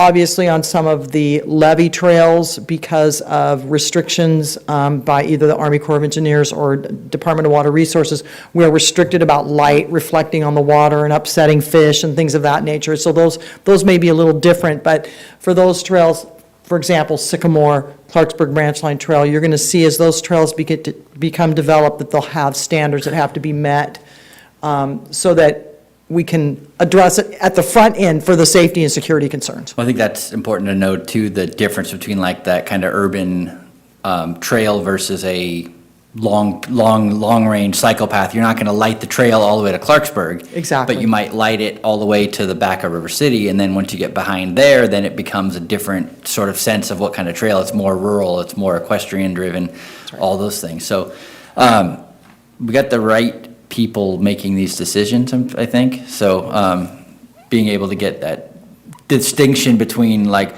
what that trail standard is, because I remember years ago we were talking about like when they were taking the tracks out, what are we going to do with this space? And it's like, well, we got to throw a couple trash cans back there. And that was like a big thing. We had to get somebody to fund paying for the trash cans. And now to think how far we've come in those last, 10 years even, to be able to say now we're going to have bi-level lighting and a security station and somebody, a crossing guard at that trail. Wow. It's like, that's the thing that happens when you start planning it out with that long term and not just, like I said, throwing pavement down. Anybody else here? I don't know if I missed this as I was making my way up here, but on the analysis piece, it says that the Assemble Sacramento is requesting a waiver for the city fees. And where's the city in the process of deciding on that, and how will it impact the city? So the city council is the body that has to authorize fee waivers, and so they're in the final calculations of what exactly those will be as they're refining the plans. And I think, Tracy, isn't it primarily the largest chunk of this is a water connection fee? Am I correct in that? And therefore, if somebody connects to the water, it's to be able to pay back for, infrastructure improvements that have been made to that system or are going to be made at that system in the long term. We feel confident in recommending this to council based on the fact that this is going to be a city-owned facility. Assemble Sacramento is like a nonprofit that is building it, but it's going to come to the city and we're going to own it. And so by virtue of us owning it, if we were building our own park, if we were building it, it would be a kind of a different scenario. So we feel pretty confident in being able to ask for that. We have talked to Assemble Sacramento. If for some chance the council is not comfortable with waiving those fees, then it'll just become another step of fundraising that Assemble Sacramento will have to attempt to raise. So what you're saying is if the city were building a bike, pedestrian, rest stop, they wouldn't be assessed the water connection fee? It would or depend. a different fee? It would depend. Yeah. If it was all grant funded, then they probably would because they could charge it to that grant. I think if you were going to have general fund involved, maybe not. Yeah. So it's just like looking at, I think it like depends you on the said, funding source. You're going to end up owning the park at the end. So it's like thinking about it long, that strategically, not just saying, hey, you know what, if we don't waive this fee, the thing doesn't get done. Looking at waiving the fee because it's going to become ours and we're going to get that for free. Correct. It's leveraging. Yeah. Any other questions for this? Not directly on this, but kind of related to this, since we did, this agenda is massive and huge, I know. We're almost done. There's not a lot of things going on in the city.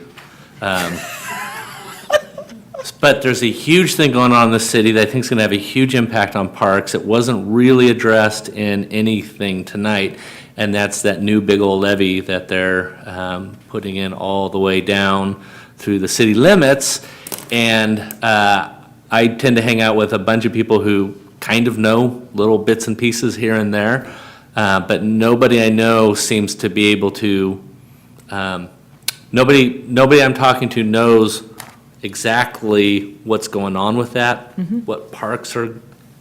Should we add that So, to a future Yeah, I would love agenda a item? future, just briefing on that, because I mean, it seems like it's going to be awesome. It's good, I mean, flood protection, great. We all Actually- want that. Commissioner, we will have this actually sent to all of you if we haven't done it already. We did have a study done on the Southport setback levy recreation opportunities, and there's a whole report about what we can do as far as recreational activities on the setback levy. So we will send that to you, and we can definitely come back and give you another update on that, particularly since we've applied for a grant for a trailhead and stuff. So, yeah, we can put that on for a future agenda, absolutely, to give you an update on that. But in the interim, we will send you the report, which clearly shows the options that are available for us on the Southport setback levy. I just definitely don't want to get too far into something that's not on the agenda to talk about. Right. That we can add to a report. Absolutely, I'm happy to provide you an update at the next agenda. But I can send you that report. It's a public document. Perfect. Yeah. So are we good on number 8 now? Everybody had questions answered? Yeah, you might want to make a motion to make the recommendation. I think there's a recommended action there, would take an action. Is that correct, Tracy? Yeah, Staff that would be awesome. respectfully recommends hear the update and provide comments regarding a potential grant funding opportunity. So do we have, yeah, okay, we might as well. Motion. Commissioner Ahmad makes a motion. Do we have a second for that? I'll second that. So motion by Commissioner Ahmad, seconded by Chair Price. All in favor of providing comments regarding a potential grant funding opportunity? It's direction that we take it to council. Thank you. It's providing, Provide directing us to direction. do so. All approved, say aye. Anyone opposed? Hearing none. That passes. Thank you. Thanks. All right, item 9, you might as well stay right there. Consideration of Resolution 1802, setting the time and date for the 2018 regular meetings of the commission, regular meetings of the Parks, Recreation, and Intergenerational Services Commission. Yeah, it does require a resolution by this body. That is why this is on your regular agenda and not on your consent agenda. And again, by adopting this resolution, you will just set the schedule for the coming year's Parks Commission meetings. So we have the resolution in front of us. Just to read off for some of the dates, is, we have the special meeting today. Next meeting would be April 3rd, June 5th, August 7th, October 2nd, December 4th, and then through February 5th, 2019. So we have to make a motion to approve the resolution. Someone needs to make a motion. All right, Commissioner, help me out here. Say it one more time. Yes. Okay. Commissioner Escobar approves, or makes a motion, seconded by I'll second it. Commissioner Ahmad. All in favor, say aye. Aye. Anyone opposed? Hearing none. The resolution 1802 passes with the dates of the 2018 and one for 2019. Thank you very much. All right, we're not done yet. We're almost done. We had 10A Director's Report already. Was there anything else in the Director's Report besides Memorial Park? Very brief. Thank you. I want to hand you out, I'll have Robin do it.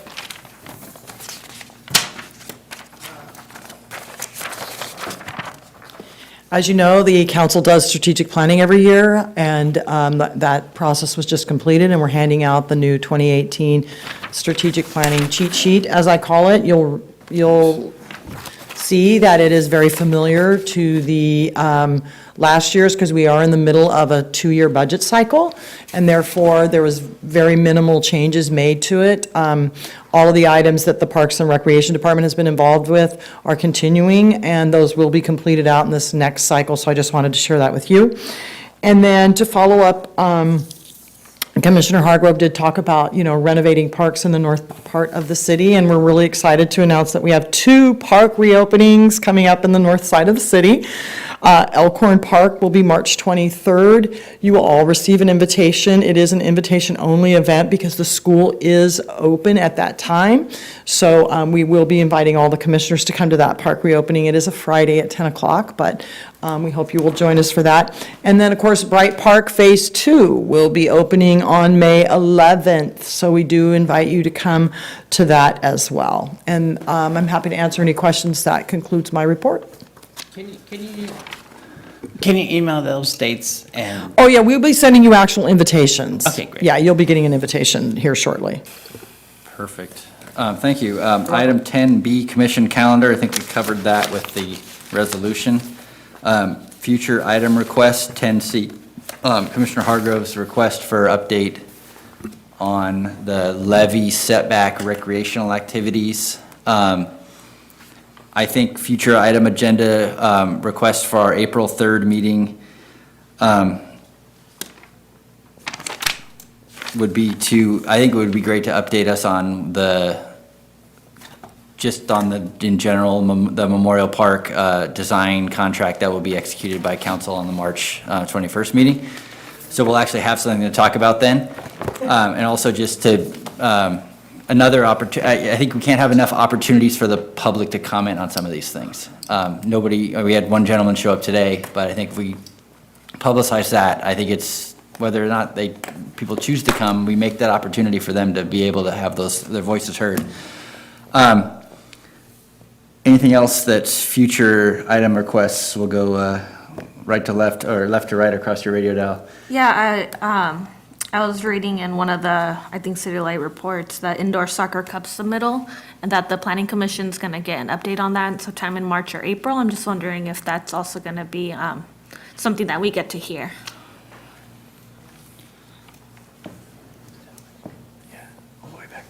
Yes, we can certainly bring that to you.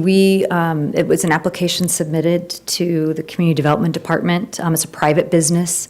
Parks Department staff had the opportunity to review the plans and provide comments, which did include a request to have the private entity coordinate with us on some programming opportunities. So as that moves forward, we can come back and provide you with an update on that. Thank you. Yeah. Anything from me? I'm good. Nothing? Commissioner Hargrove on the end? All right, thank you. I think that was the last item on here. All right, so item 10D, do we have a motion to adjourn the meeting? Someone? I'll motion. Okay, Commissioner Early makes motion to adjourn the meeting, seconded by Commissioner Ahmad. All in favor say aye. Aye. Anyone opposed? Hearing none, the meeting's adjourned. Thank you.